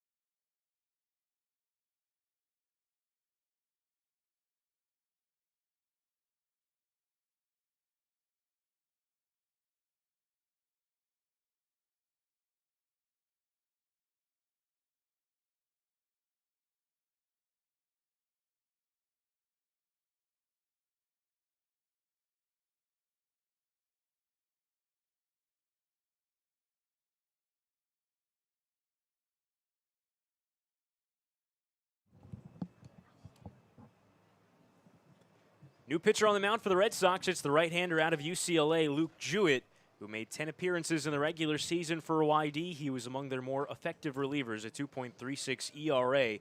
In 19 innings, he struck out 24, saved 2 ball games, an all-star for YD. And the right-hander with 2 runners on base. Red Sox leading 12-10 here in the top of the 7th with 1 out. He faces the right-handed hitter, J.D. Urso. First pitch home. A slider that misses a little bit low, and the count is 1-0 on Urso. Today, the Tampa product, Urso, has a single and a walk and 4 trips to the plate. He's also struck out and lined out to center. He's the go-ahead run at this plate. Batting in the 7th inning with 1 away. Infield shifts a little to the pull side. Cole Carrick, the second baseman, playing up the middle. The 1-0. Lifted in the air, out to left field, hit pretty well in towards the line. Caden Connor will play it on 1 hop up to third, and stopping there, McCleary. Everyone moves up 90 on the single off the bat of J.D. Urso. Got it off the end of the bat and just didn't hit it hard enough for Caden Connor to have a play on it. It loads the bases, and it brings up Cam Jones, the 3rd hitter in this Orleans lineup. He's been on in 3 of his 4 trips to the plate, a single, a double, a walk. Red Sox are asking Luke Jewett maybe to get them some length. He has 3 times gotten more than 6 outs in a relief outing. Has twice eclipsed 3 innings.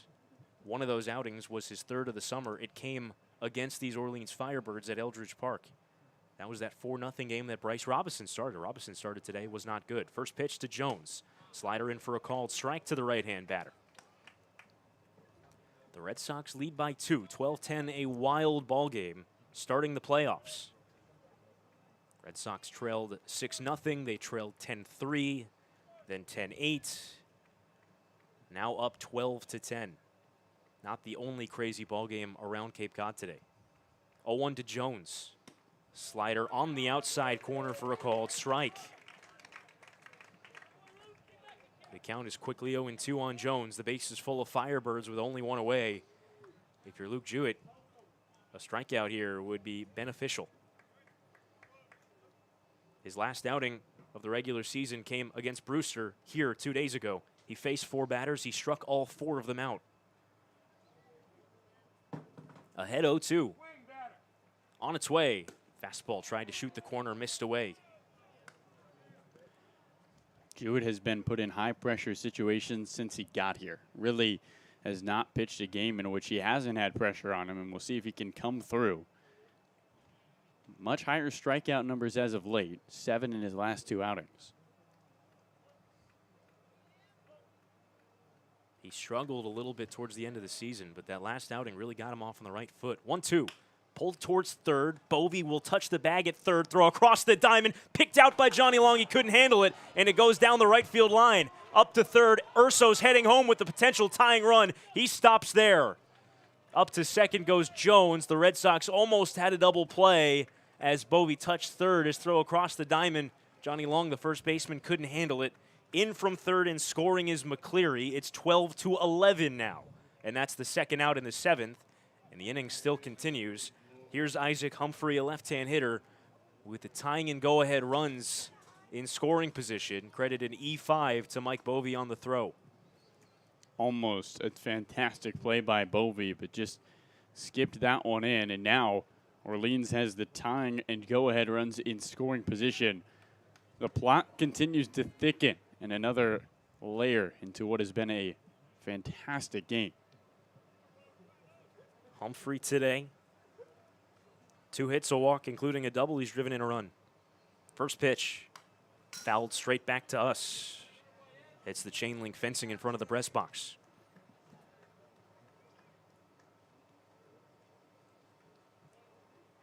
Jewett trying to hold the Red Sox lead, a 12-11 ball game, a truly, truly wild one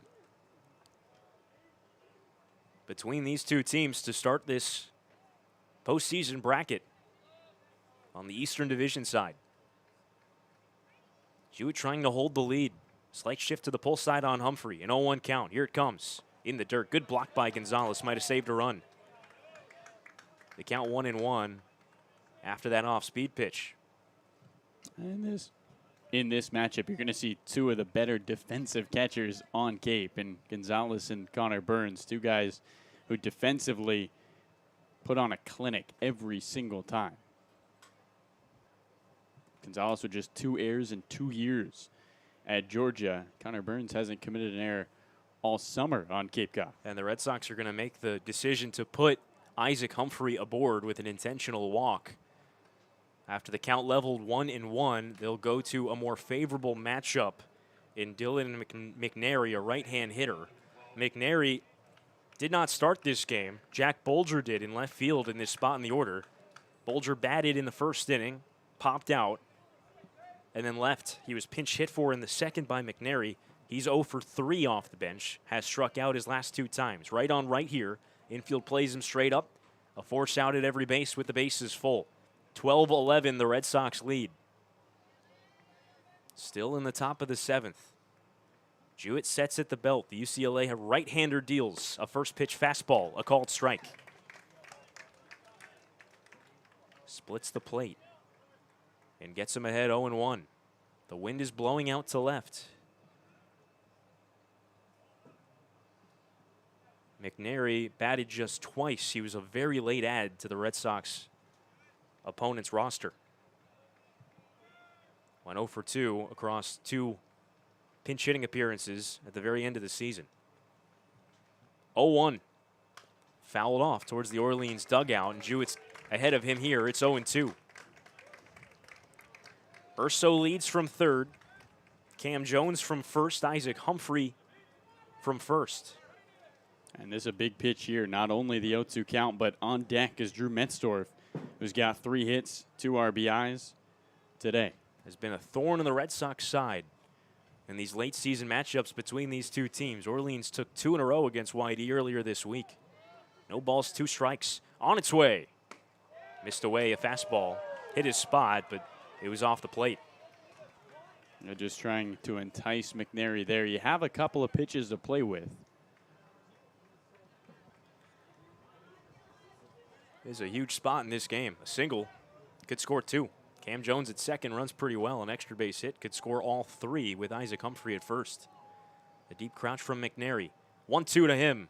Popped up. Back of the infield. And this one's going to get out of play, not by much. Hits right off the top of the press box. Fernando Gonzalez, the catcher, came back to give it a look. But we'll do it again. Luke Jewett, a fireman for the Red Sox, trying to extinguish the Firebirds' flames. 3 runners aboard, 2 out. Red Sox leading by a skinny run. Top 7. 12-11 your score here in game 1 of the playoffs. The 1-2. Popped up again. This one should be playable. Bovey in foul territory. He camps out underneath it. He makes the catch. Jewett escapes by the skin of his teeth. Orleans grabs 1. They leave 3. It's stretch time here in South Yarmouth. Get up, move around. It's been a long ball game. Get some blood flowing. It's 12-11.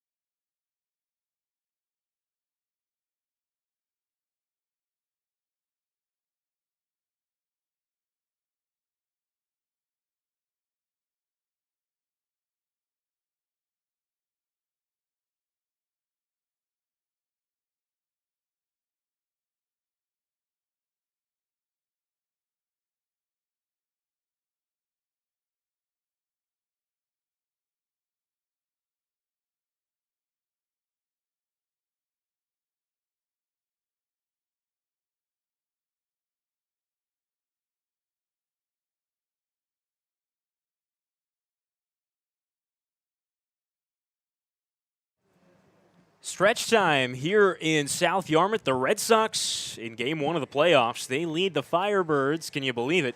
12-11. We have a lacrosse score on our hands, and the Red Sox will try to extend their lead here in the bottom of the seventh against the left-hander Josh Allen. Not the quarterback. Hayden Schott leads off against him, followed by Mike Bovey and Homer Bush. First pitch left on left. Schott takes a breaking ball for a called strike. 0-1. Hayden today has driven in 2 runs. 0-1. Another slider. This one missed well away. The count is 1-1 on him. An RBI single, a sac fly, reached on a fielder's choice and scored and hit a comebacker. Infield plays him straight up, hands held low, the 1-1. Slider a little away, this one closer. The count 2-1 on Hayden Schott. We thank you for joining us wherever you may be for some playoff baseball, and it's felt like it. Not a big crowd today, but certainly a playoff atmosphere. 2-1. Another breaking ball, and again, this one missed low and away. The count 3-1 on Schott. Another left-hand hitter, Mike Bovey, to follow. And if you look down at the Red Sox bullpen and squint, you can see something very interesting happening. 3-1. Schott pops it up, foul ground, got a fastball. This one heading out of play down the third baseline. Metzdorf gives it a look, has just enough room and makes the catch. About a step in front of that imaginary wall that marks a baseball out of play. Drew Metzdorf snags one, retiring Hayden Schott for the first out in the bottom of the seventh. Well, Sam, what's going on down the third baseline? It looks like Braden Montgomery is up and throwing in the Red Sox bullpen. And that's interesting because he's been money out of the bullpen lately for YD, the two-way player from Stanford. Here's Mike Bovey, left on left. First pitch, breaking ball, missed a little high.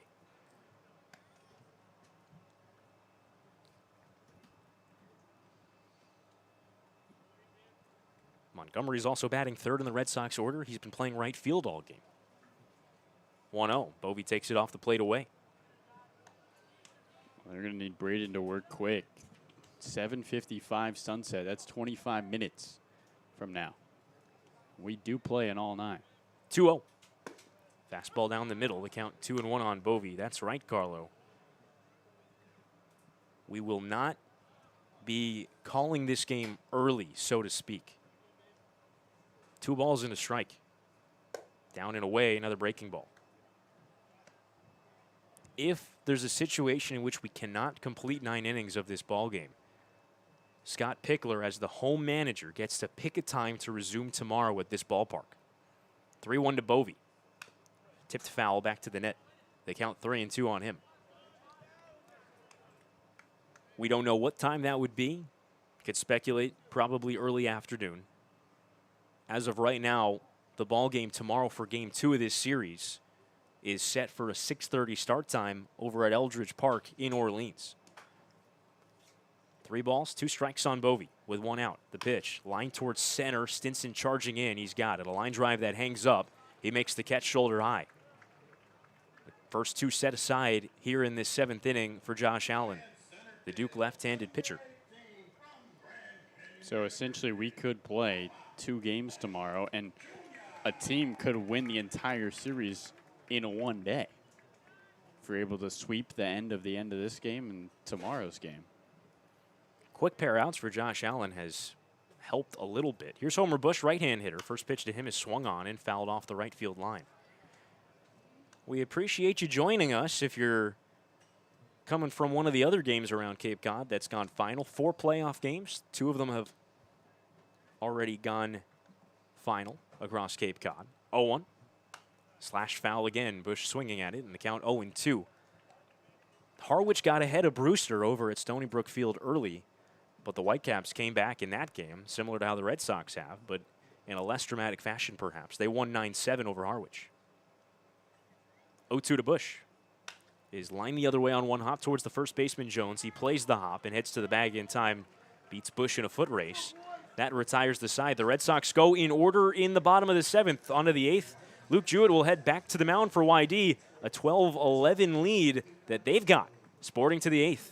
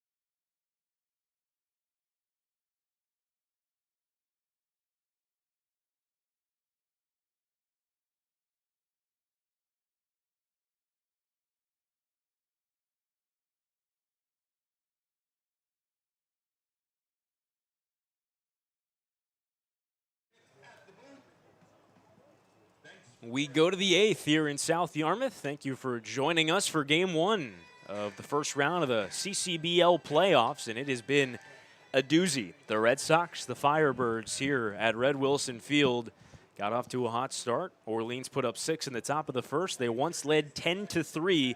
YD scored 5 in the 5th, 4 in the 6th. Orleans got one back in the top of the 7th, and that's where we stand. 12-11 your score in favor of YD here in Game 1. Luke Jewett back to the mound, right on right against Drew Metztor. First pitch home is pulled to the third baseline, fielded by Mike Bovey. His throw across is in time. One pitch, and a key hitter set aside, the red-hot Metzdorf. Dispatched back to the dugout on a ground ball to third base, one away. One pitch, one out, and that's as efficiently as Jewett can pitch and probably as efficiently as he has to pitch, Sam, if we want to get through this game. The rule stipulations in the playoffs are a little different in the regular season. We started a half hour earlier than we had been, but hasn't necessarily mattered in terms of avoiding calling the game early. The first pitch is a slider for a called strike to the left-hand hitting Jacob Stinson. It's been a slow game, lots of base runners. Obviously, lots of runners aboard in a 12-11 game with 29 combined hits. 0-1 to Stinson. Taken inside, a slider, the count 1-1. Because we're approaching sunset, 7:36 after a 4 o'clock start here.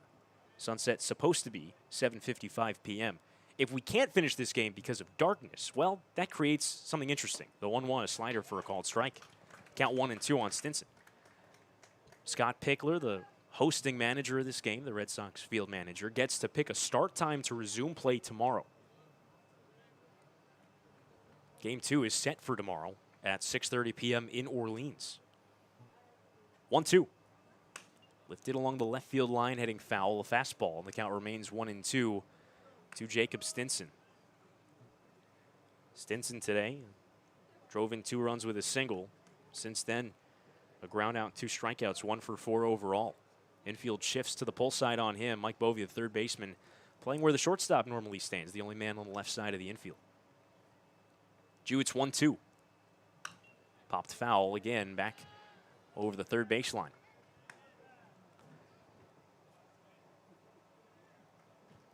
Game 1 of the playoffs between the 2 and 3 seeds in the East. Red Sox seemed like a foregone conclusion they'd be the 1 seed up until the last week of the season. 1 ball, 2 strikes. Half swing, did he go around? Check with Tom Ryberg, they say he didn't. Third base umpire said no swing on a fastball up and away from Stinson. And a pretty hearty half swing, but no swing, and the count 2-2.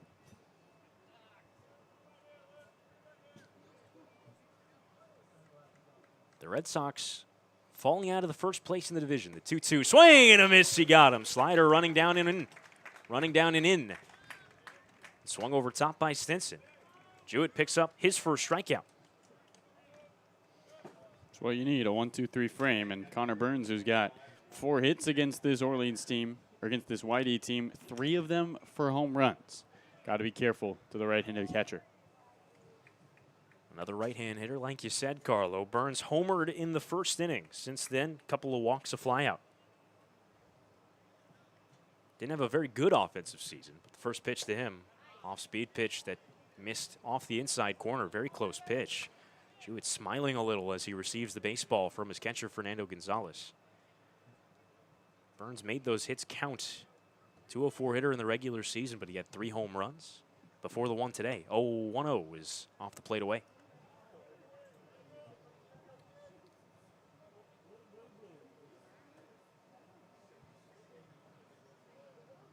Slight shift to the pull side on the right-hand hitting catcher. Jewett works from the middle of the mound. The 2-0. Changeup floats in on the outside corner, a called strike, 2-1. Nick McCleary, the 9-hole hitter to follow. With 2 out, Red Sox leading 12-11 here in the top of the 8th inning as the sunshine begins to dwindle. 2-1. Slider misses away.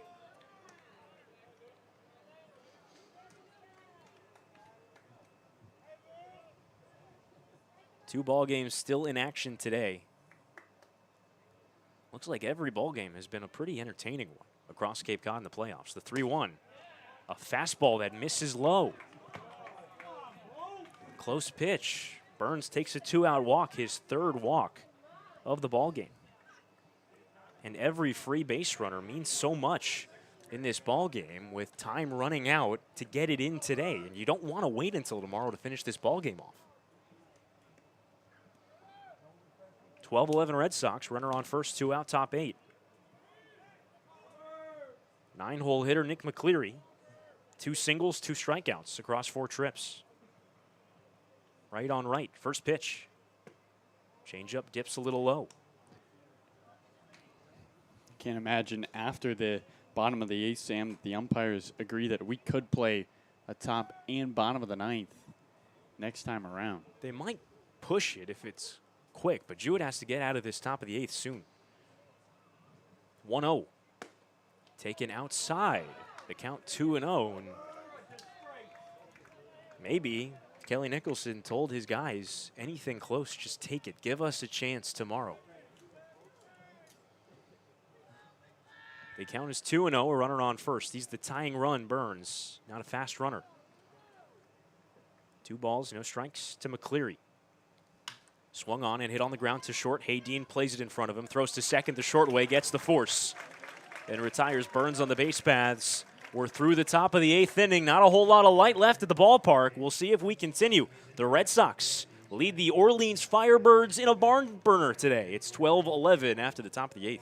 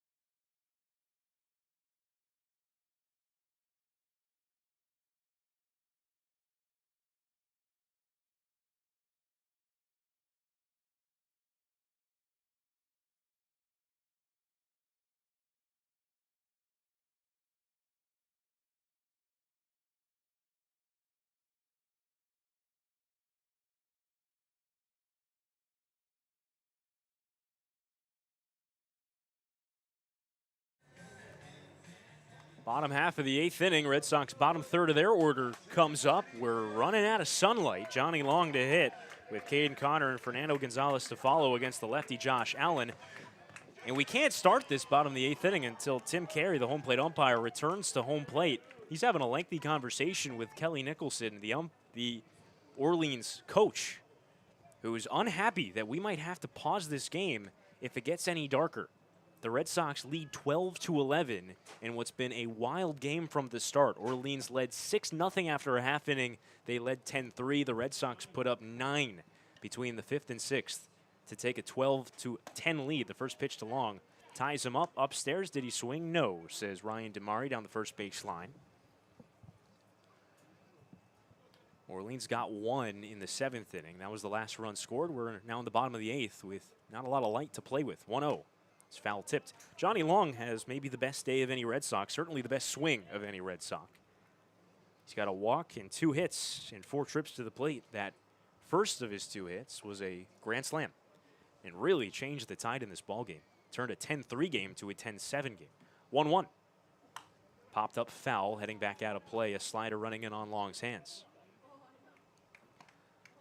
We're only about 10 minutes away from when the sun is supposed to set, and there's really not a lot of light left on the field. The blue skies above us turning darker with every passing pitch. The 1-2 to Long. Swing and a miss. He got him fishing on a changeup. You wonder if Nicholson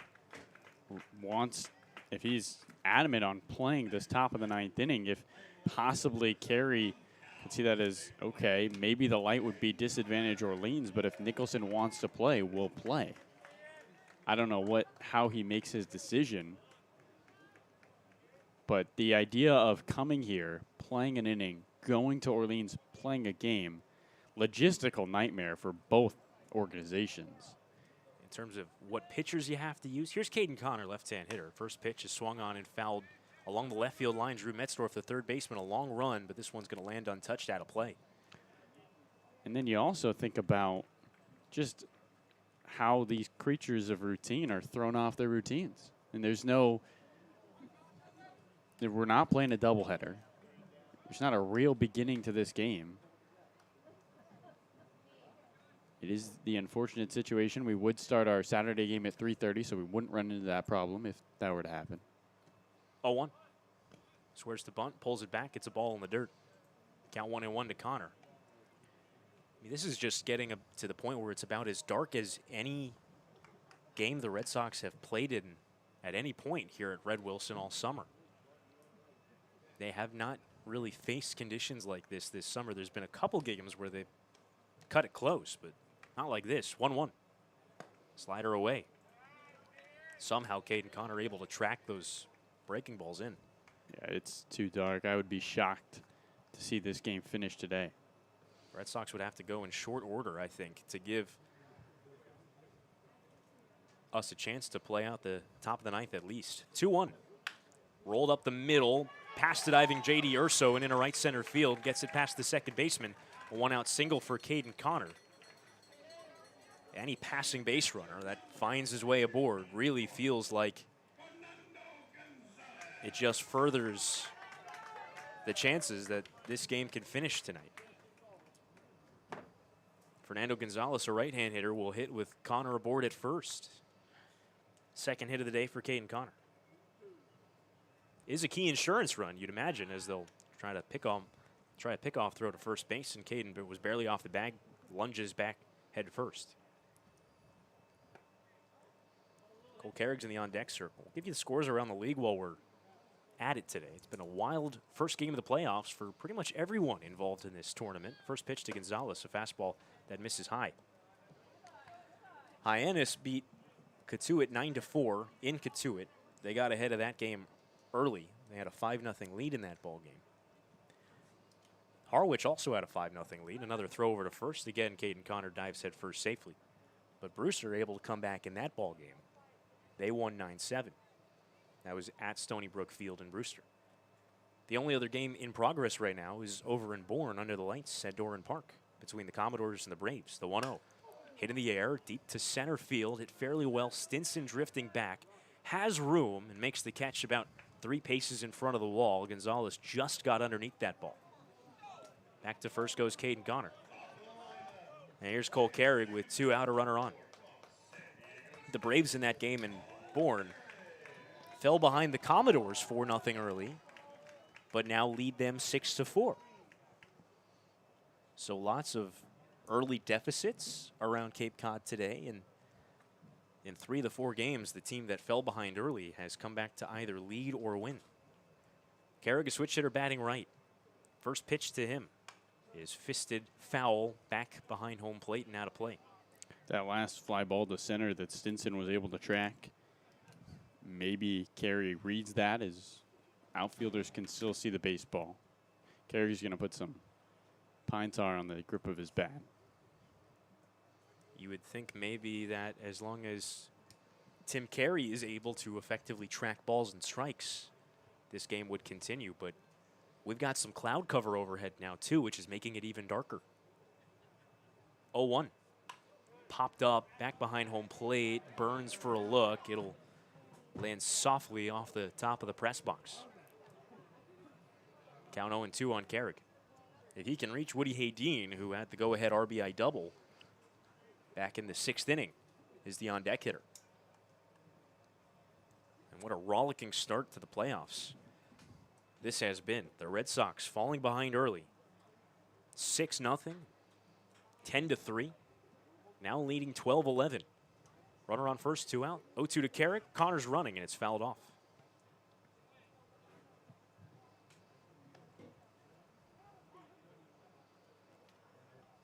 Maybe Luke Jewett gets the 9th inning. Braden Montgomery had also been warming, but he's 2 batters away, so he's got a bat in his hands in the dugout.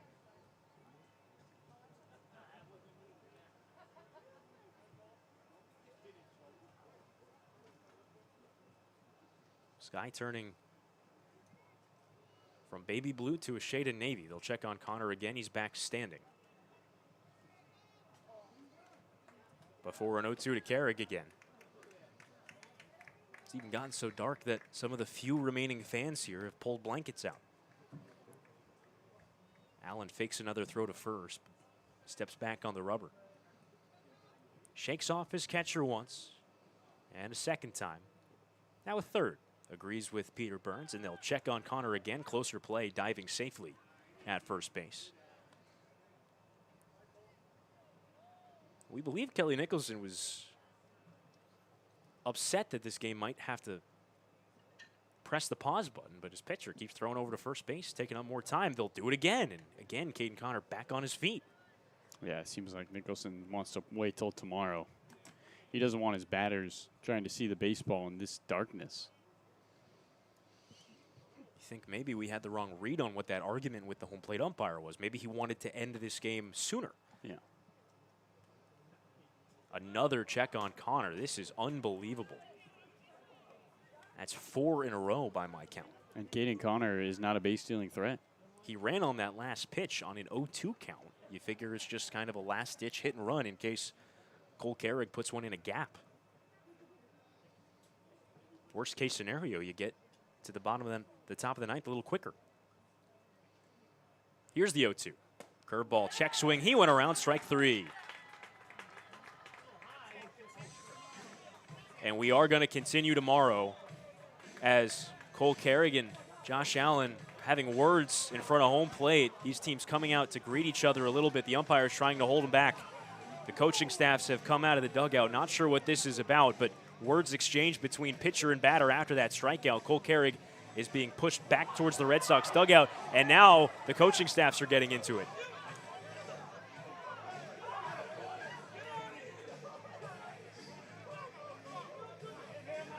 The dugouts have emptied, as have the bullpens.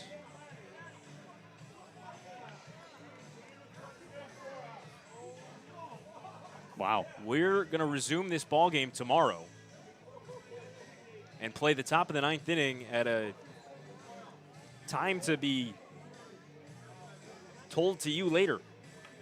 But a benches clearing incident between the Firebirds and the Red Sox after an inning-ending strikeout, after it looked like Cole Carrick struck out and Josh Allen maybe exchanging words with Cole after the strikeout. Maybe Cole took exception to some excitement from his pitcher. In any event, I think we should probably take a break. It's gotten too dark here. The Red Sox coming back in this ball game from a 6-0, then a 10-3 deficit. They will reconvene along the third baseline.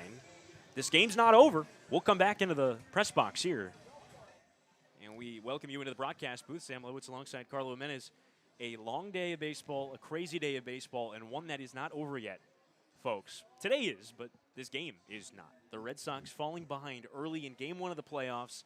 It's gotten too dark, even with a 4 o'clock start, an hour earlier than we were accustomed to all summer, a half hour earlier than we were accustomed to starting in the post-All-Star break part of the season. Not enough, Carlo. Red Sox needed probably about 20 more minutes of sunlight to be able to finish this one off. We'll let you know pretty soon. Hopefully we'll find out in short order when this game resumes tomorrow. So we'll get 10 innings of baseball tomorrow between the conclusion of this one and Game 2. Let's talk about this game, at least for a moment, before we take a break for the next 12 hours, however many hours it takes to, not 12 hours, but you know what I mean. Yeah. The next half day or so. The Red Sox fell behind this game 6-0 in the first inning. And now we resume at 12-11. An incredible comeback for the Red Sox, a team who hasn't won a game since July 22nd, playing their best comeback baseball in the playoffs. Yeah, you try to focus on the game after what just happened and the final strike of today. We'll resume tomorrow. But what an incredible comeback. 9 unanswered in those middle frames, Sam, and a team that could have very easily, I think, lied down. You go down 6-0. You haven't won a game in 13 days. They really had every excuse to be like, well, we made a good run in the middle of the season, but they fought back, and that shows heart by Kelly Nichols, by Scott Pickler and his group. But this one's not over at all. I mean, tomorrow, a 9th inning in which every batter that comes to the plate is going to be the tying run. Who knows? Orleans very well could come away with 2 in 24 hours. Well, we'll hope to join us in a little under a day, whenever that may be. We've got all day to fit an inning in because the Red Sox and the Firebirds won't start Game 2 until 6:30 p.m. in Orleans at Eldridge Park. So hope you join us for that one. Expecting a big crowd at Eldridge Park for Game 2 of this series, but still got to resume Game 1. Be sure to check our socials at YD Red Sox, usually at YD_Red Sox, to find out when this game will resume. Those will be the official channels of communication for that message. We're expecting maybe sometime in the early afternoon, but it could be a little more mid-afternoon if Coach Pickler wants to try to use that as a warm-up for Game 2 of sorts to get his players going before Game 2 gets underway, before they hit the buses and head over to Eldridge Park. A 12-11 score after 8 innings, but we're not done. Sam Lebowitz, Carlo Jimenez, our producer, Zack Clapp, our other producer, Danny Ostreich, will take you through that one, that 9th inning played here in South Yarmouth. We hope you join us then. Kind of a weird finish here after a wild baseball game. We're just hitting pause. Just hitting pause. And we hope you join us when we hit resume, whenever that may be tomorrow. We'll see you then.